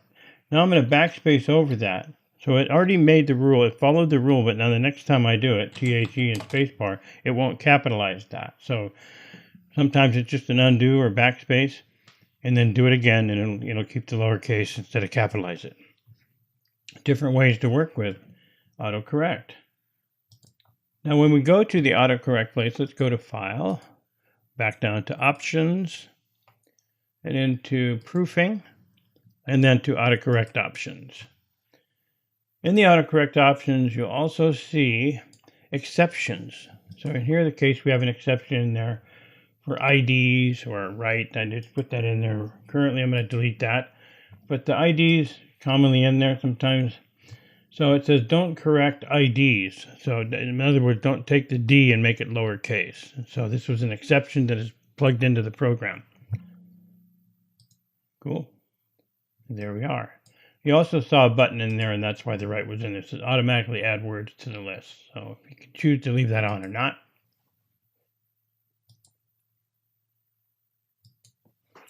I've never found a reason to turn those features off under AutoCorrect because they work great for me.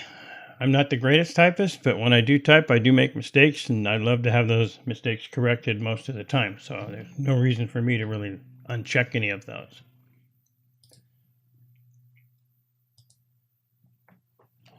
So that's the basic lesson with controlling your auto text. Let's go ahead and pause your video, take some time to practice what you've learned, and come back and join us for some more learning. Welcome back. Let's get started with lesson 11, inserting legal symbols. I'm going to have us open up a file, and it's going to be called Legal Symbol Examples. Some legal symbol examples. Now, some of the symbols you'll see here are common legal symbols, like the sections and paragraphs, and also copyright, trademarks, registered trademarks, and those. And so we're going to figure out easy ways to get them into the documents. So I'm going to take us over to the Insert tab. And over at the far right side of the ribbon, we're going to see the Symbols command. So in there, we're going to go ahead and click the drop-down arrow and look for we'll see previously inserted symbols on a list, and then you can go down to More Symbols, and this is where we'll be hanging out. So with More Symbols, you can change the fonts if you want to match specific fonts to your documents. You have different Latin supplements in here that you can use, and the recently used symbols, you'll see one that I have here. I have an example of the A down there, which they call an acute. I had a boss, his last name was Pagan, and he always wanted the second A to have that acute symbol when we were writing it on paper. So I imagine when we ever got to computers, that would have been the same, and I would have had to use this option. So I'm going to start by using this as an option to create your own new shortcut. The other shortcuts you'll see up there, Alt plus 0167 for the section, or Alt plus 20 for the paragraph. We'll go through and cover those, but this is just to make a brand new one. In this particular case, there isn't a keyboard shortcut in there, so we'll take a look.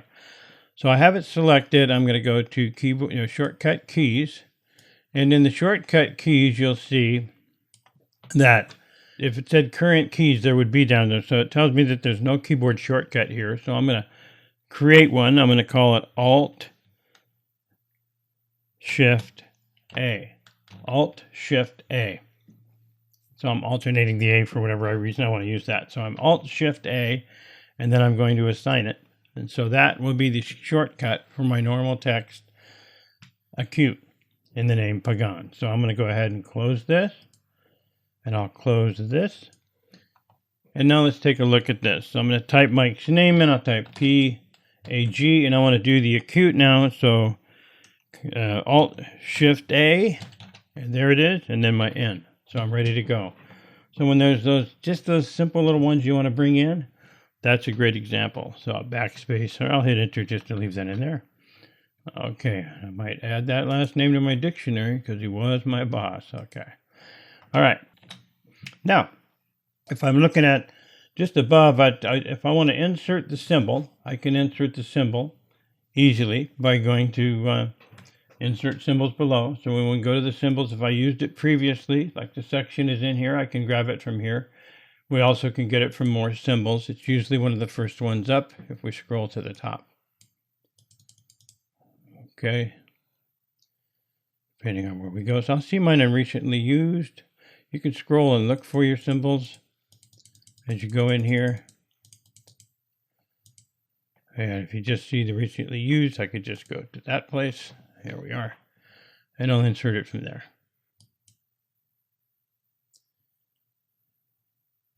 I'm going to backspace over that and just use the keyboard shortcut. So I'm going to hold down my Alt key on the keyboard. And then I'm going to use the numbers. While I'm holding Alt, I'm using the numbers 0167. Let go of Alt, and there comes my section. I'll do that again with paragraph. I'll hold down the Alt key and look at the keyboard shortcut, Alt plus 20. And I'll type 20 from my keypad. Let go of Alt, and there comes the paragraph mark. So those keyboard shortcuts work simple, just knowing how to use them. And other things, there's simple ways. You see ones for copyright. And you find here Alt 0169 is copyright. Well, there's another one there for copyright. If we go to symbols, look at more symbols, and you look at the special characters, you'll see another copyright in here, Alt Control C. So you can get copyright from Alt Control C, or you can get it from Alt plus 0169, or you can just get it from what's called auto text. So I'm back in symbol, back down to more symbols. I should have left that dialog box open. And I'm going to go to where AutoCorrect next to the shortcut key button. Now in AutoCorrect, you'll notice in here, if you replace, it's just replace text as you type. So if you type a parentheses, lowercase c, right parentheses, it'll bring in the copyright symbol. Let me give you an example. If I type a left parentheses, lowercase tm, right parentheses, and there's the trademark symbol. A left parentheses, lowercase c, with a right parentheses, there's a copyright. There we are. So if you want to register trademark, you have left parentheses, lowercase r, right parentheses, and there it comes. Simple keyboard shortcuts for some legal symbols. So that's our basic lesson in legal symbols, inserting legal symbols and creating keyboard shortcuts for them and using them. So take some time out, pause the video, practice what you've learned, and then come back and visit us for some more learning. Welcome back. Let's get started with lesson 12, inserting a legal footer. So we're going to open up a file called Complaint for Divorce. Getting familiar with this one? So an easy way to get to the header and footers is go to the Insert tab, and you'll look over inside the header and footer group.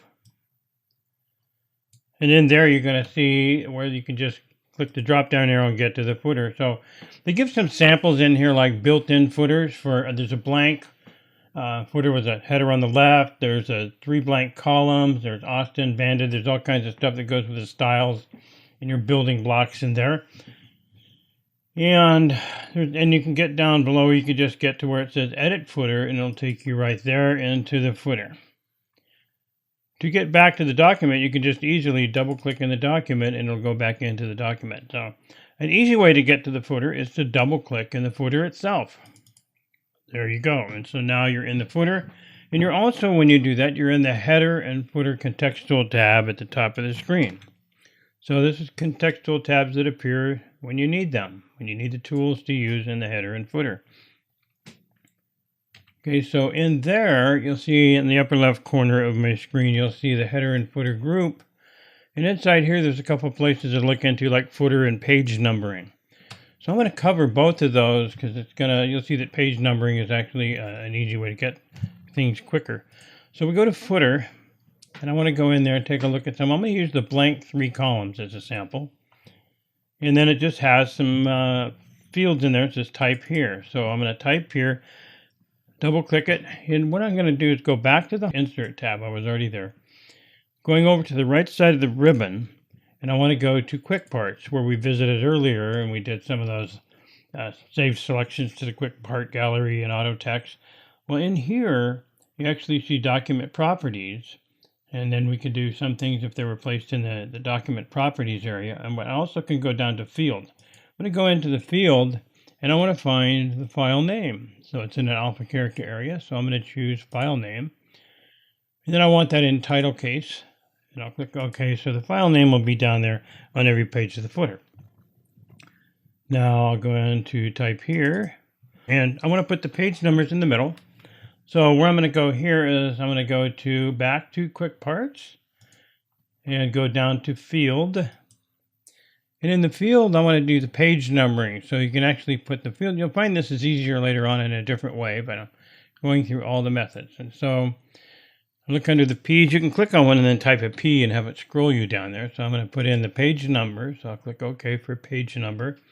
And in just a regular format, click OK. Then I'm going to hit the space bar and type of space, and I'll put the number of pages. So back to Quick Parts, back to Field, and I'll click in any one of the field names and type in N for num field. Take me down there. I'm going to look for num pages. num pages. And I'm going to keep that same format. Num pages. I'll click OK. So the number of pages, 1 of 2, 1 of 3, 1 of 4. So then I'm going to go to the last part in the column. And over there, we want to put in, say, the attorney name. So I could just type that in as a sample. You notice it's right aligned. So when people use this template, they'll be able to, put the name in there, put the attorney's actual name, and the number of pages. Since that's what we're doing, maybe I'll just put in an attorney's name.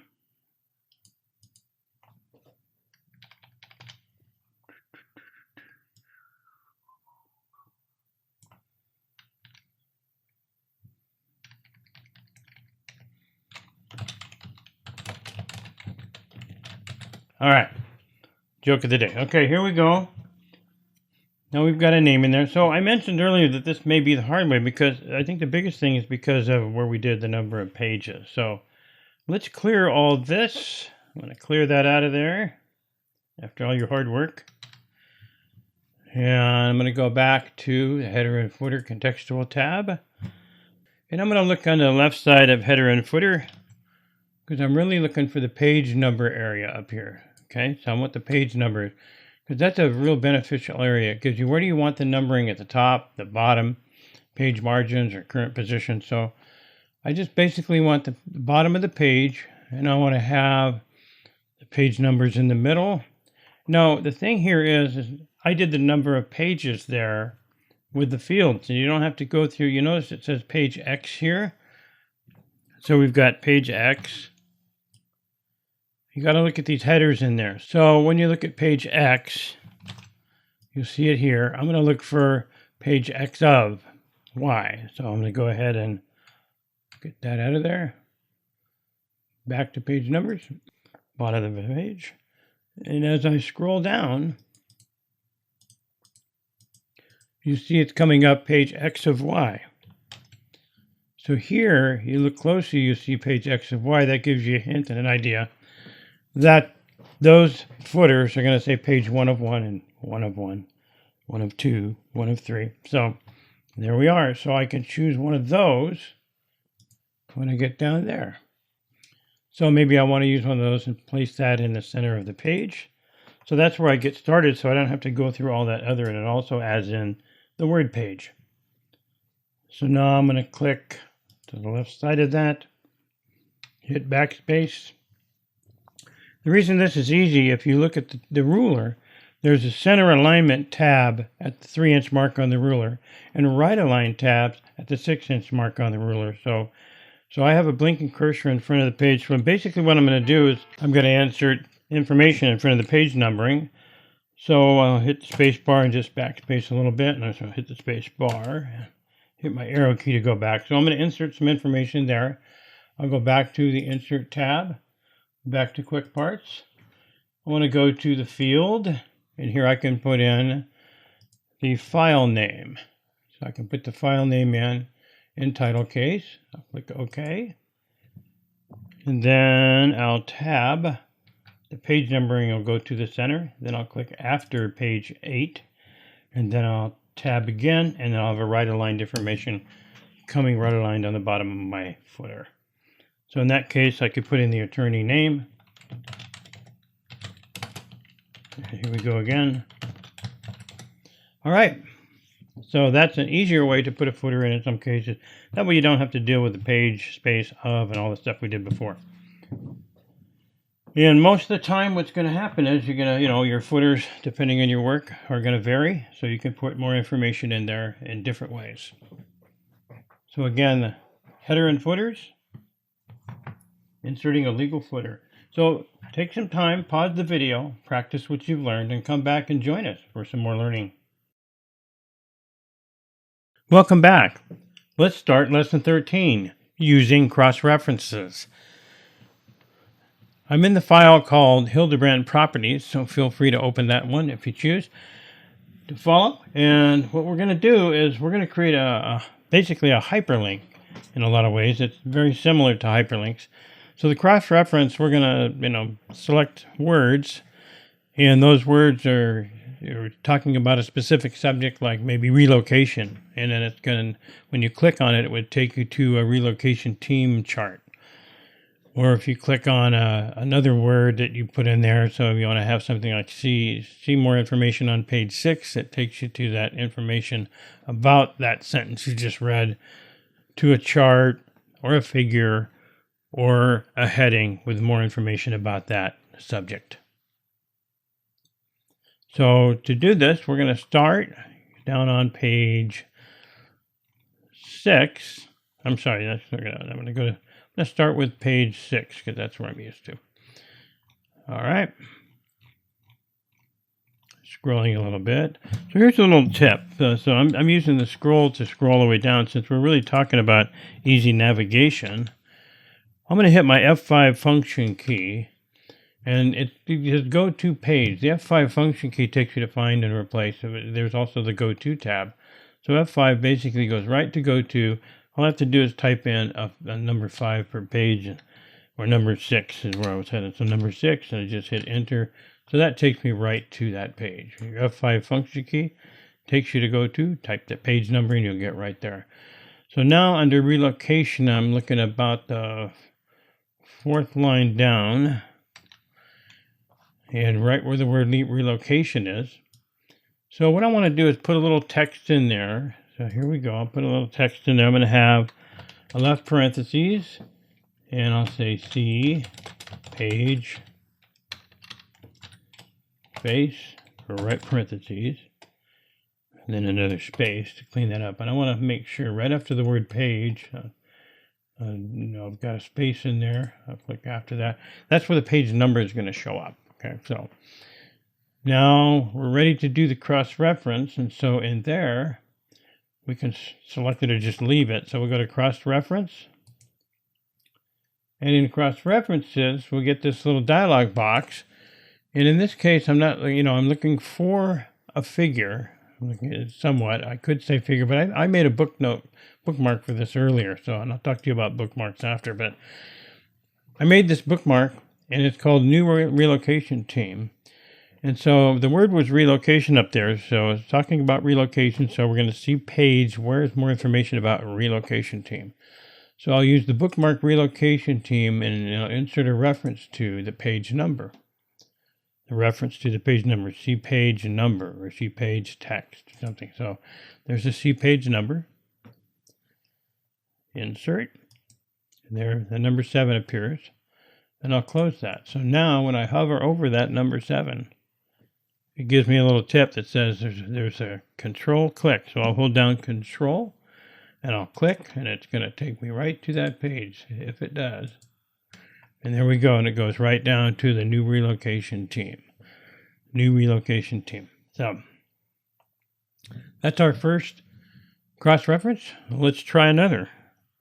So I'm going to go to page 3. So I'm going to hit my F5 function key, type in number 3, hit enter, and I'm right up there on page 3. So here I'm looking for right after service lines under strategy. And the 3rd line down, I'm just going to click after there. And I hit the space, and I'll do another parentheses to get the idea there's more information lurking somewhere else.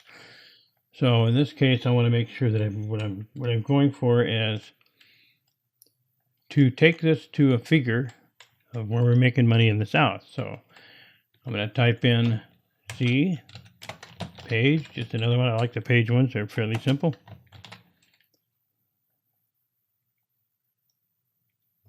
And then I'll make sure my mouse cursor's in there. Okay. Right there. And now I'm going to insert a cross-reference. So in this case, it's going to be a figure, because there are figures in the documents already. In this case, I want the one that's high sales are in the South. And I'm going to insert the reference to not the caption, the entire caption, but maybe just only the label and number. Only the label and number. And I'll click insert. So this is where my mistake was. You can see what I did. So I'm going to go ahead and double click on the word page and delete that. See figure 2.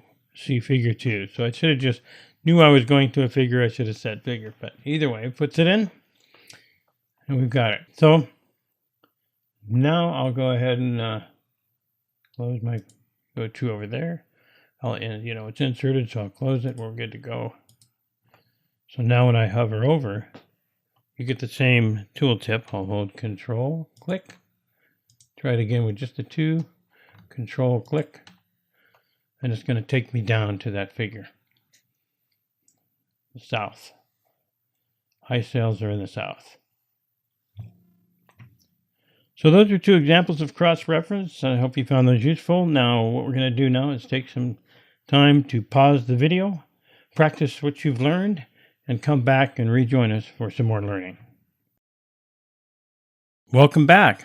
Let's start lesson 14, using sections and page breaks. I'm in the document called Hildebrand Draft, so feel free to open that one.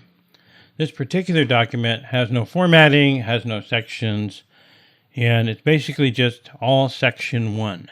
At the lower left corner of my screen, you're going to see the section 1 I have down there, along with the 850 words in the pages.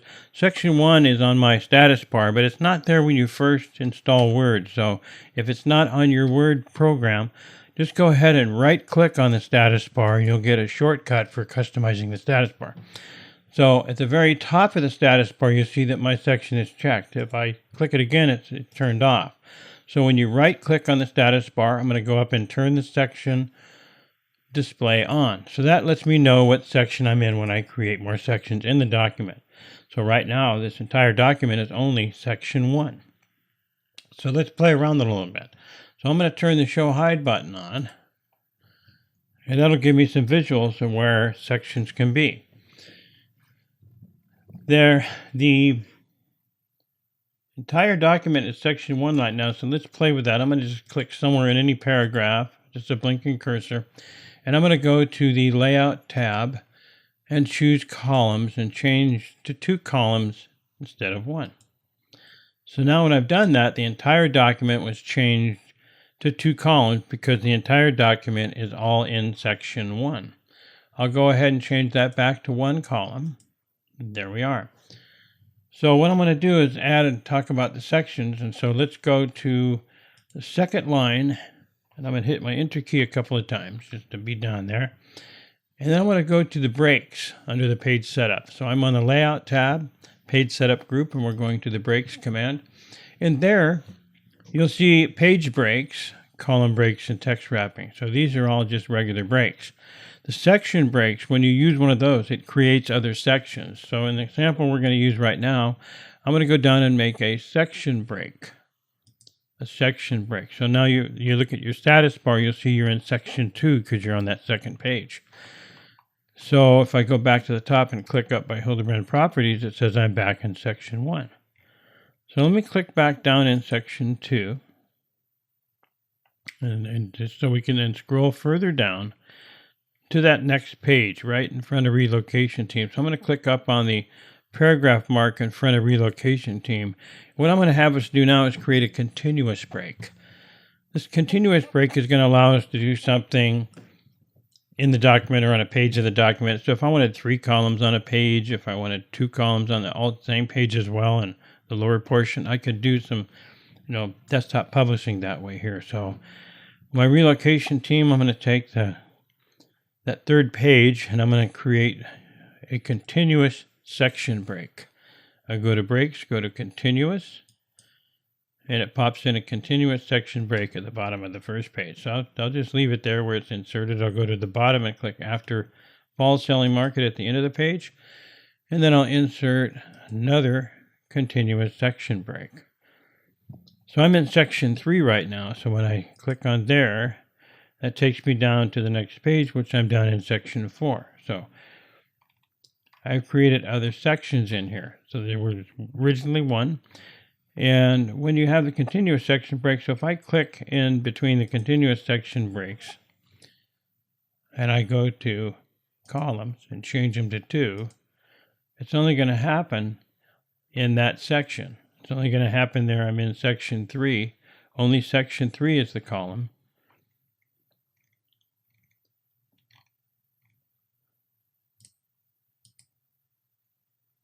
4 isn't if I click in for what looks like a column, it's just that that text is only on the left side. But if I go back up into the continuous section breaks, there it is, section 3. So I'll go Control Home, and I'll turn the Show Hide button off. So essentially, maybe I want to go up, this is section 1 in the top, so maybe I want to go to do something with that, make it look a little nicer. So I might just go in here and go to Page Setup.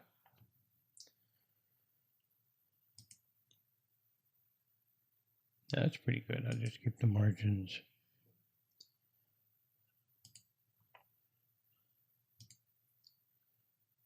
Just center align that.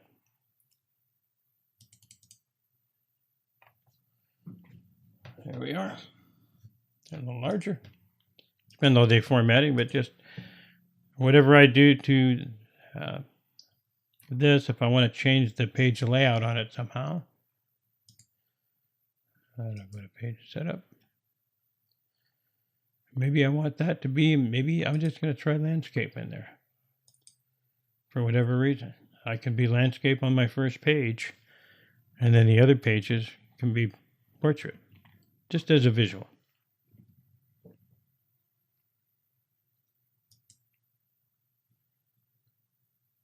But I'll change that back. I'm going to change that back to portrait. So sections are your key to working in the desktop publishing when those steps are needed in your legal documents. Let's open another file. I'm going to open up File and bring up my Pleadings. I want to turn on the Show Hide button. You can see we're in section 1, and now there's a page break here. So they put a page break because they didn't want any more text below on that page, and then everything moved over to the second page. So when you click in the second page, you're going to see it's still section 1. And as you go through here, you'll see another page break, all still in there. You're all still section 1. When we get into just clicking in these areas. So once you get past there, then you'll see a section break as opposed to a page break. And we're seeing these because we turned on the Show Hide menu. So if you click after the next page section break, or somewhere where you can click, it's going to tell you you're in section 2. And that's just to set up these so you have different sections. Specific, maybe there's different kinds of headings you want to put in there, however you want to deal with those. All right.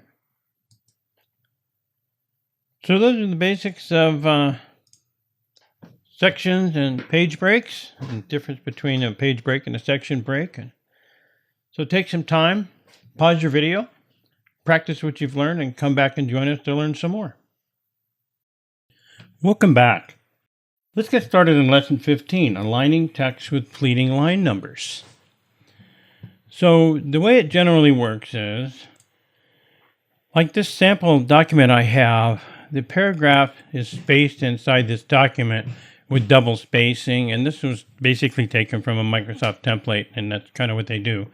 So in general, you really don't want to have single or double line spacing in a pleading document, because what happens is other fonts get used, and you can see the fonts have different height styles, and that generally can, when you start changing fonts, you can disalign the numbers. And so what we're going to do is get an example of that. So let's go ahead and look and see what size the pleading numbers are. So I'm going to double click in the header and select the pleading number and click on the object, going back to the Home tab and using the Paragraph Dialog Box Launcher.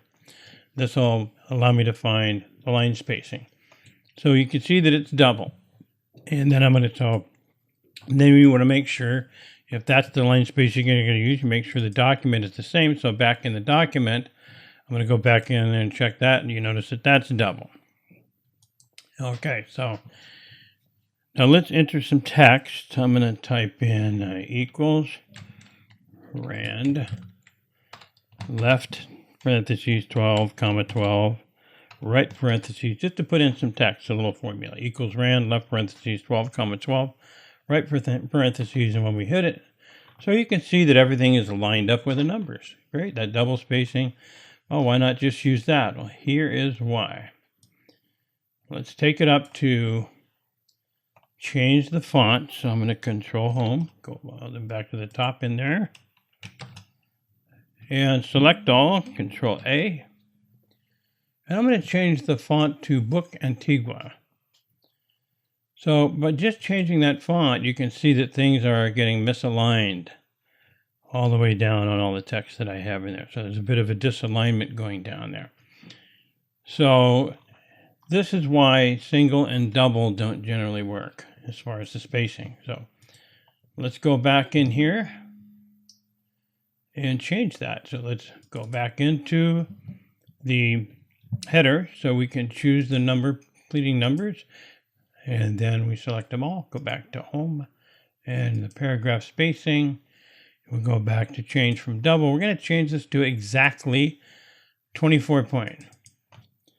So when you're doing double spacing, you want to make it, instead of double space, you want to make the line spacing exactly 24 point, and it gives a visual of a double space.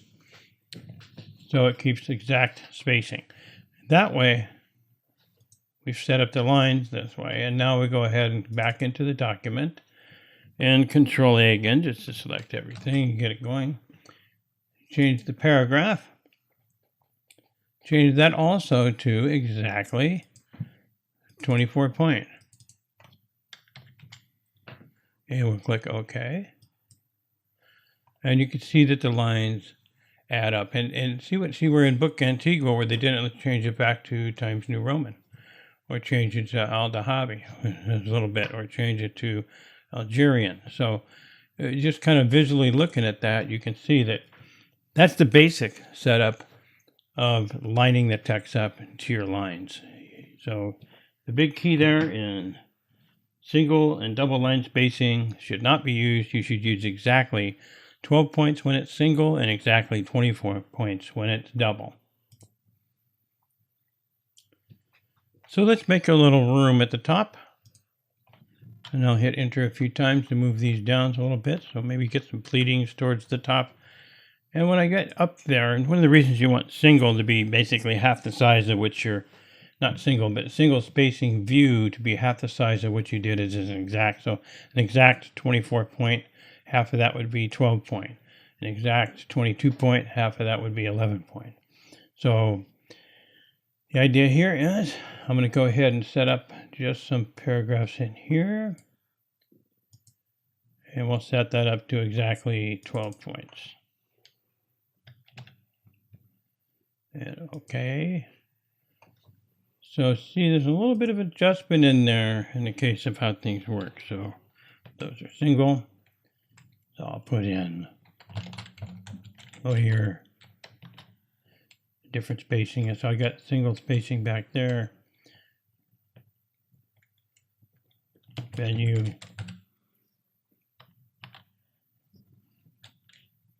So as you can see, the spacing is like halfway through because it's single space. And so as you start typing, next line, enter. So you can see as you get the single line at the top, it helps move the single view. It helps move the doubles as well. So if it was single and double and changing fonts, you can see that things would go wrong. So I'm going to undo these. Just get it back to where it was. Stop the video and take some time out, practice what you've learned, and come back and join us for some more learning. Welcome back. Let's get started with Lesson 16, Tracking Changes and Adding Comments. I'm in a document that's called Complaint for Divorce, and what we're going to do is we're going to turn on our tracking changes. So let's get to the Review tab and look under the center of the ribbon where you'll see the Tracking Changes command. You can turn it on here. Now, another place you have tracking changes is down on the status bar at the lower portion of my screen. You can see down there I have track changes. When you right click on the status bar, you have an area in here where you can turn track changes on or off.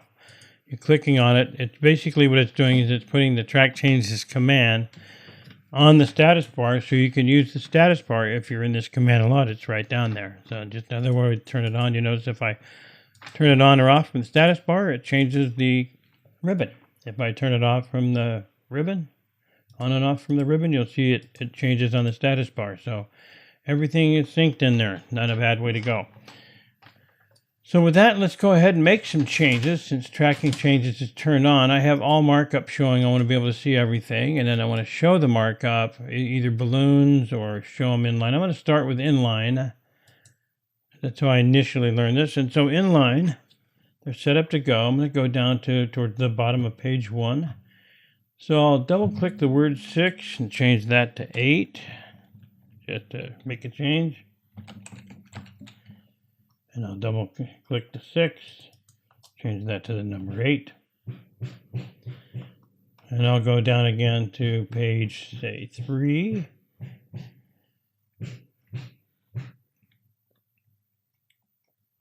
And I'll change the word believed to be thought. I'll go down maybe to page 4. Maybe that's a good change.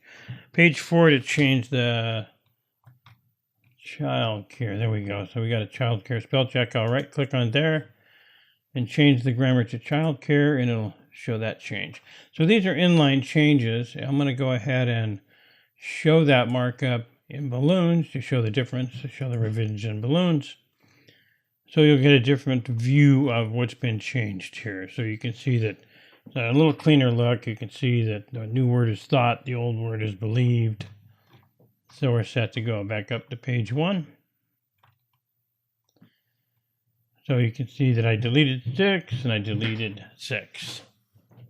And 8 has been replaced. So now that the changes have been made, and we know a little bit about tracking and that, so let's take a look at the next part. Once the changes were made, you can go in to accept the changes, or you can accept and move to the next, or or reject. So you as the person might want to go through there and accept and reject these. I want to leave these in there because I want to use them for comparing. So what we're going to do is we're going to stop this portion of the lesson where we're getting into tracking the changes, and we're going to use the compare for lesson 17. So let's go ahead and stop the video, practice what you've learned, come back and join us for the next lesson. Welcome back. We'll get started with lesson 16B. I left out the comments in previous 16, so here we go. We're going to be working on comments in a document. So the comments are also under the review tab. So if I was to say double click on the defendant and go ahead and choose new comment, used to notify someone else. Okay, got it. And after the comment comes up, so I'll type what the comment is, make sure the defendant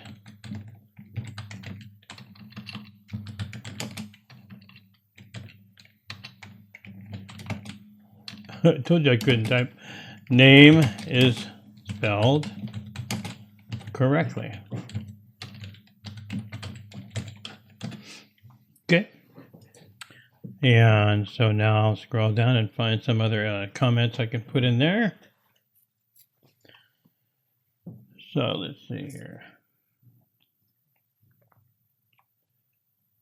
I'll double click resident. Insert another comment. A new comment. Check out the residency of the plaintiff.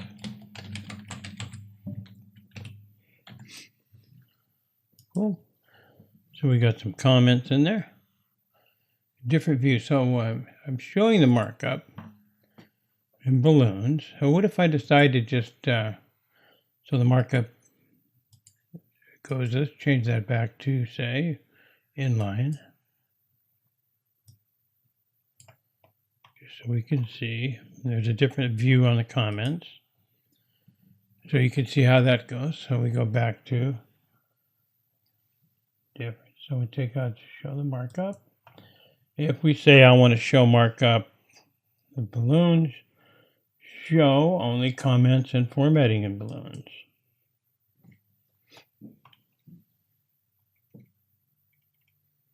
And it's just the comments. So if I want to go from one comment, next, previous, next. I only have a couple, so it's just going back and forth. And so that's just a quick and easy way to view your comments. Back to show markup, balloons, and take it to show revisions and balloons.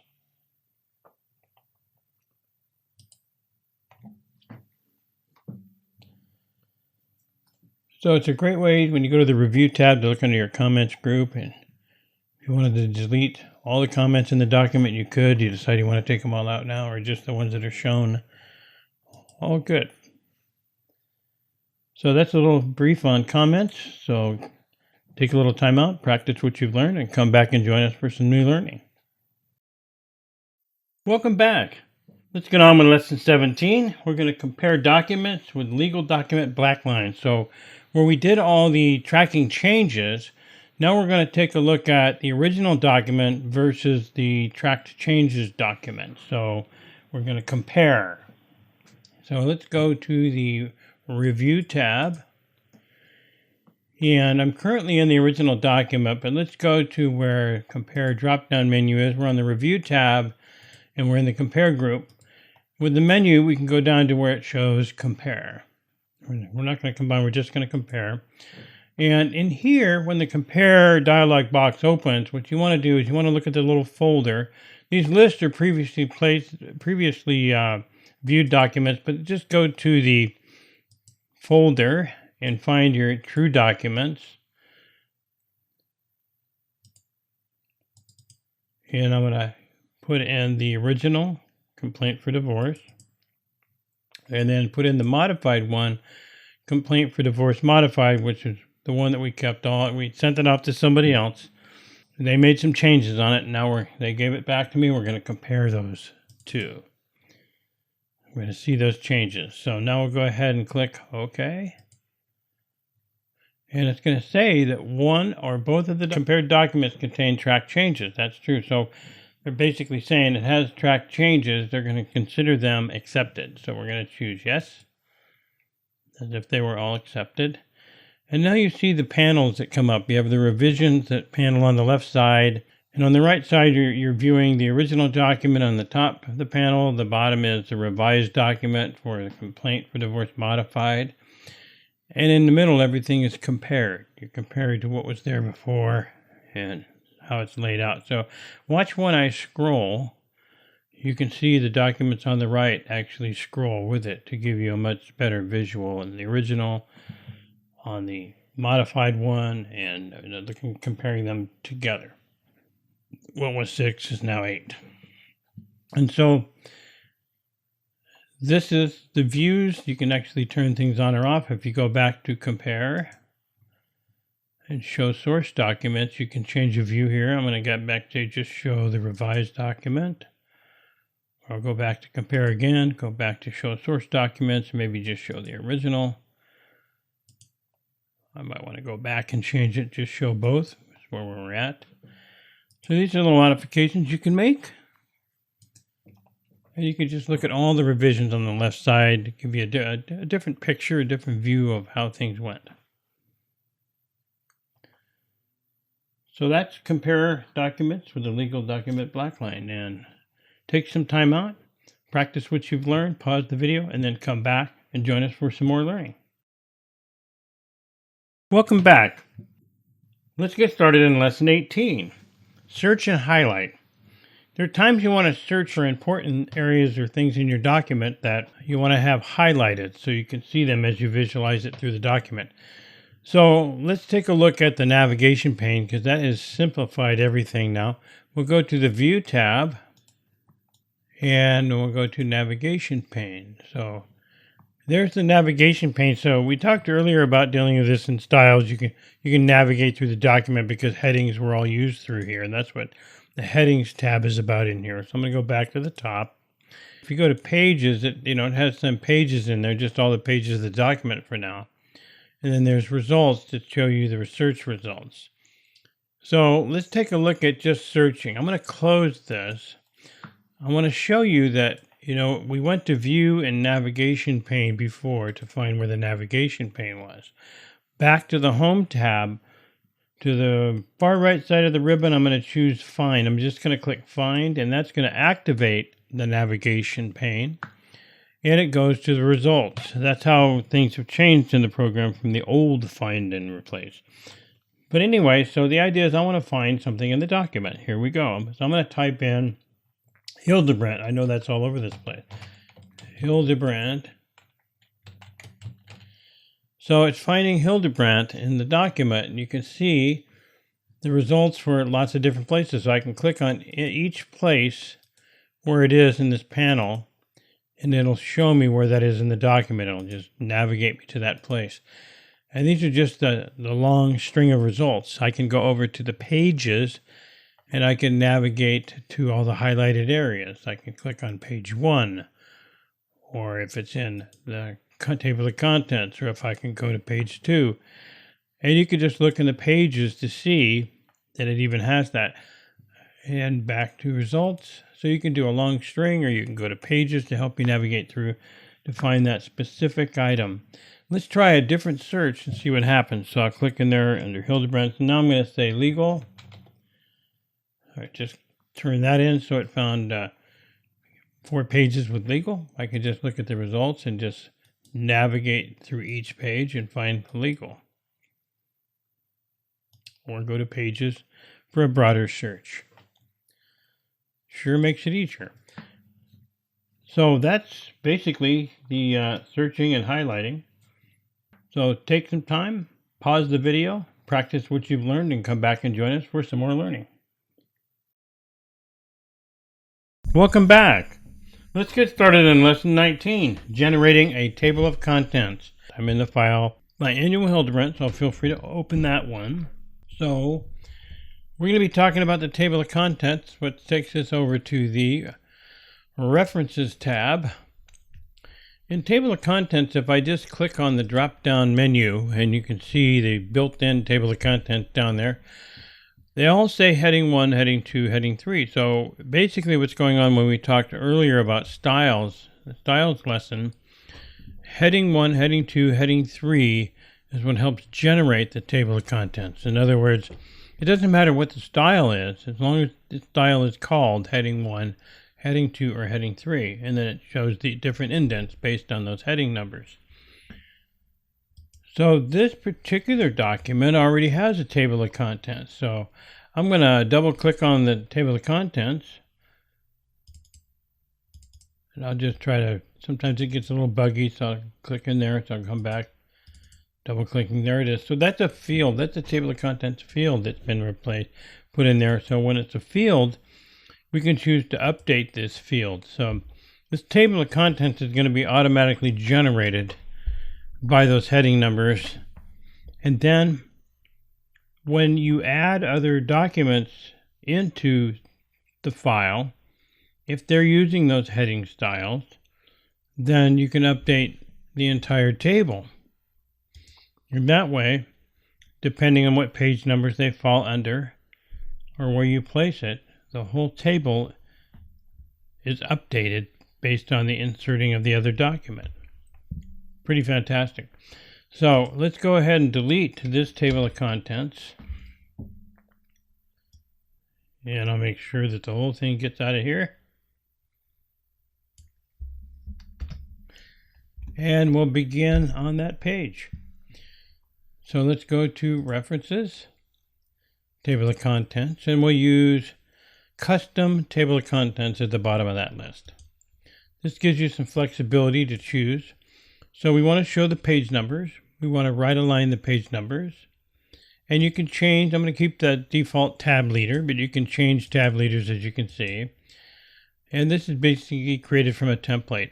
Now there is a web preview here where it shows use hyperlinks instead of page numbers. We're not necessarily putting this on the web, so I'm going to uncheck that.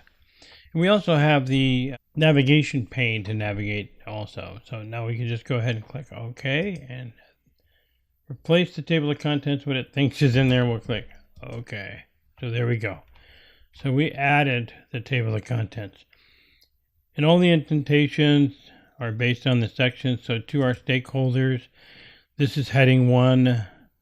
The next achievements is heading 2. And the legal issues is heading 2. So it's based on the heading level as opposed to the indent. And, you know, it matches the heading level to the indent levels. Okay. So there you have it, generating a table of contents. So take some time, pause the video, practice what you've learned, and come back and join us for some new learning. Welcome back. Let's get started with lesson 21, creating a pleading index. So it's basically a table, but it's going to be used to create an order of development for the documents. So we'll go to the Insert tab, and go to the tables. I'm going to go ahead and just choose Insert Table, just another way to make tables. I'm going to make sure that I have 4 columns. I'll put in 4 columns, tab down to 20 rows, or yeah, maybe 21 rows. So then I'll select the header column and give it a bold format.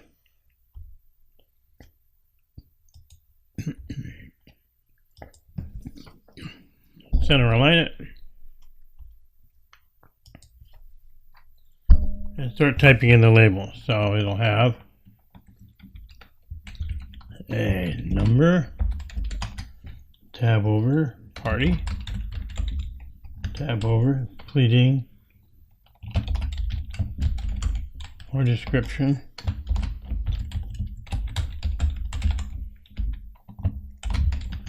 and a date.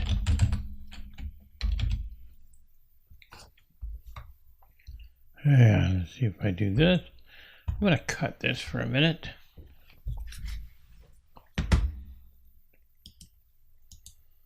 I'm going to cut it and just move down a little bit here. Paste it down below. So at the top here, I also want to have some information. Give it a pleading index.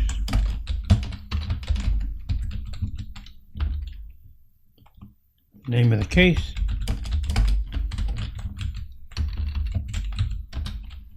And the name of the county.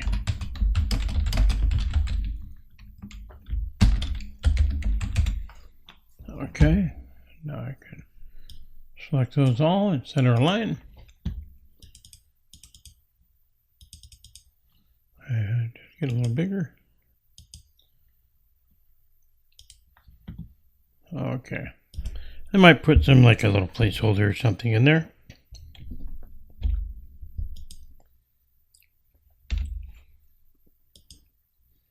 Just to get an idea where you can type the name of your case or the name of your county. And I'm going to put some numbers in here.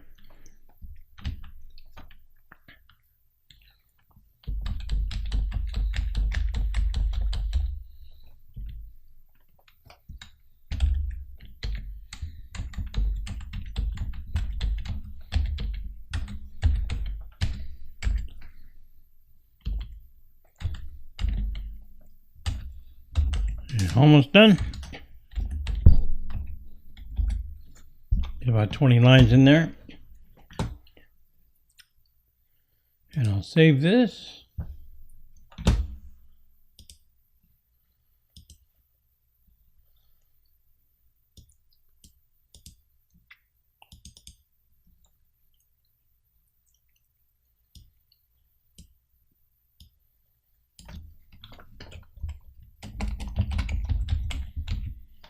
Pleading index.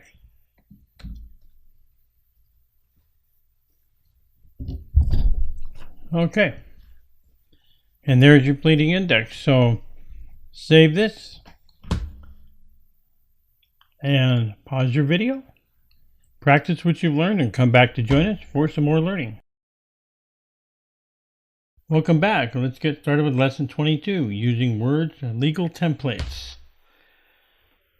And as normal in all templates, we're in a blank document, so we're going to go to the File tab, find the New command, and this is where all the templates that are happening. You see some current ones I've been in up here, and then there's online templates. You can just search for online templates. So one of the ways I found the legal pleading paper was to just search under templates. I'm going to type legal. Easy way to get there. So the common legal templates you'll see, like the attorney resume, legal pleading paper, which we've been working in, new company setup check, tenant notice. So let's open up the legal pleading paper to give it a little reminder. So I was using this earlier when we didn't have any data inside the paper, but this was the pleading paper I used. And this is when we were dealing with lining up the text to the numbers. And so remember, we had to deal with double space and single space and change it to exactly 24 and exactly 12. So there are some things with using these that you have to kind of take into consideration. But these are available for you through Microsoft Word, and it should be in your under File and New, and this is where you'll find them hanging out.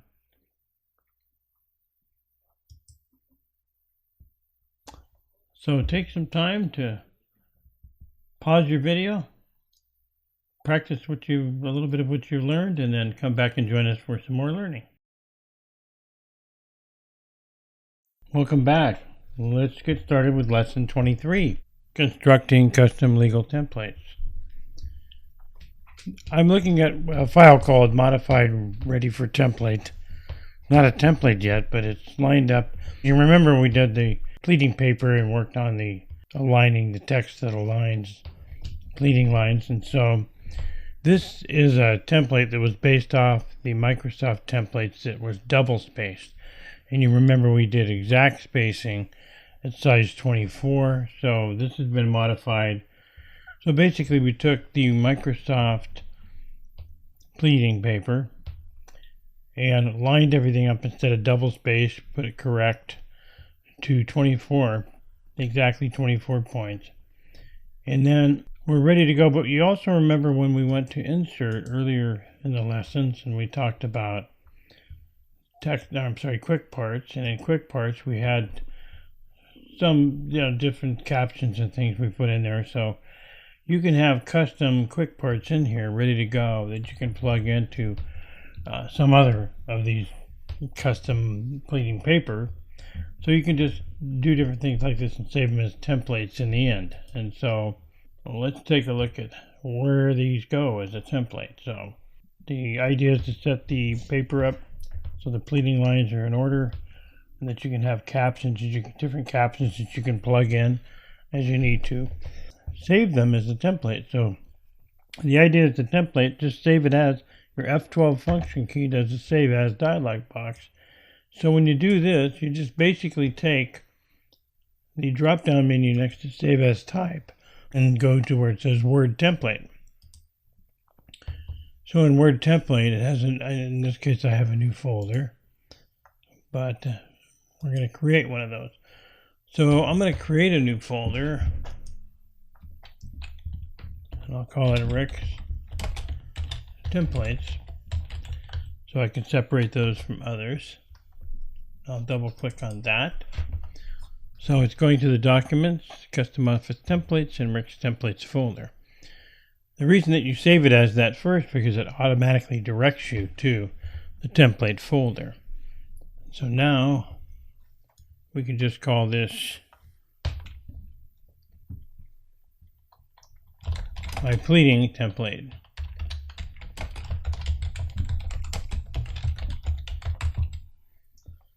I'll save it. Okay. And I'll close this. So how do I find it? I go to File and New. And then you'll see the personal choice in here. I'll choose Personal. And there's the Rick's Templates folder that I created. So in there's my pleading template. I'll open it up. And now it's known as document 6, but everything's set up, lined up okay. And there you go. So pause the video, take some time to practice what you learned, and come back and join us for the conclusion. I'd like to thank you for spending this time with me to explore Word for Law Offices. So start setting up your document styles and auto text elements. Create your pleading papers with correct spacing. Review tracking changes and compare documents with the legal Blackline option. Go work with some tables of authorities and create some time-saving templates. And when you're ready, come join us for some more learning.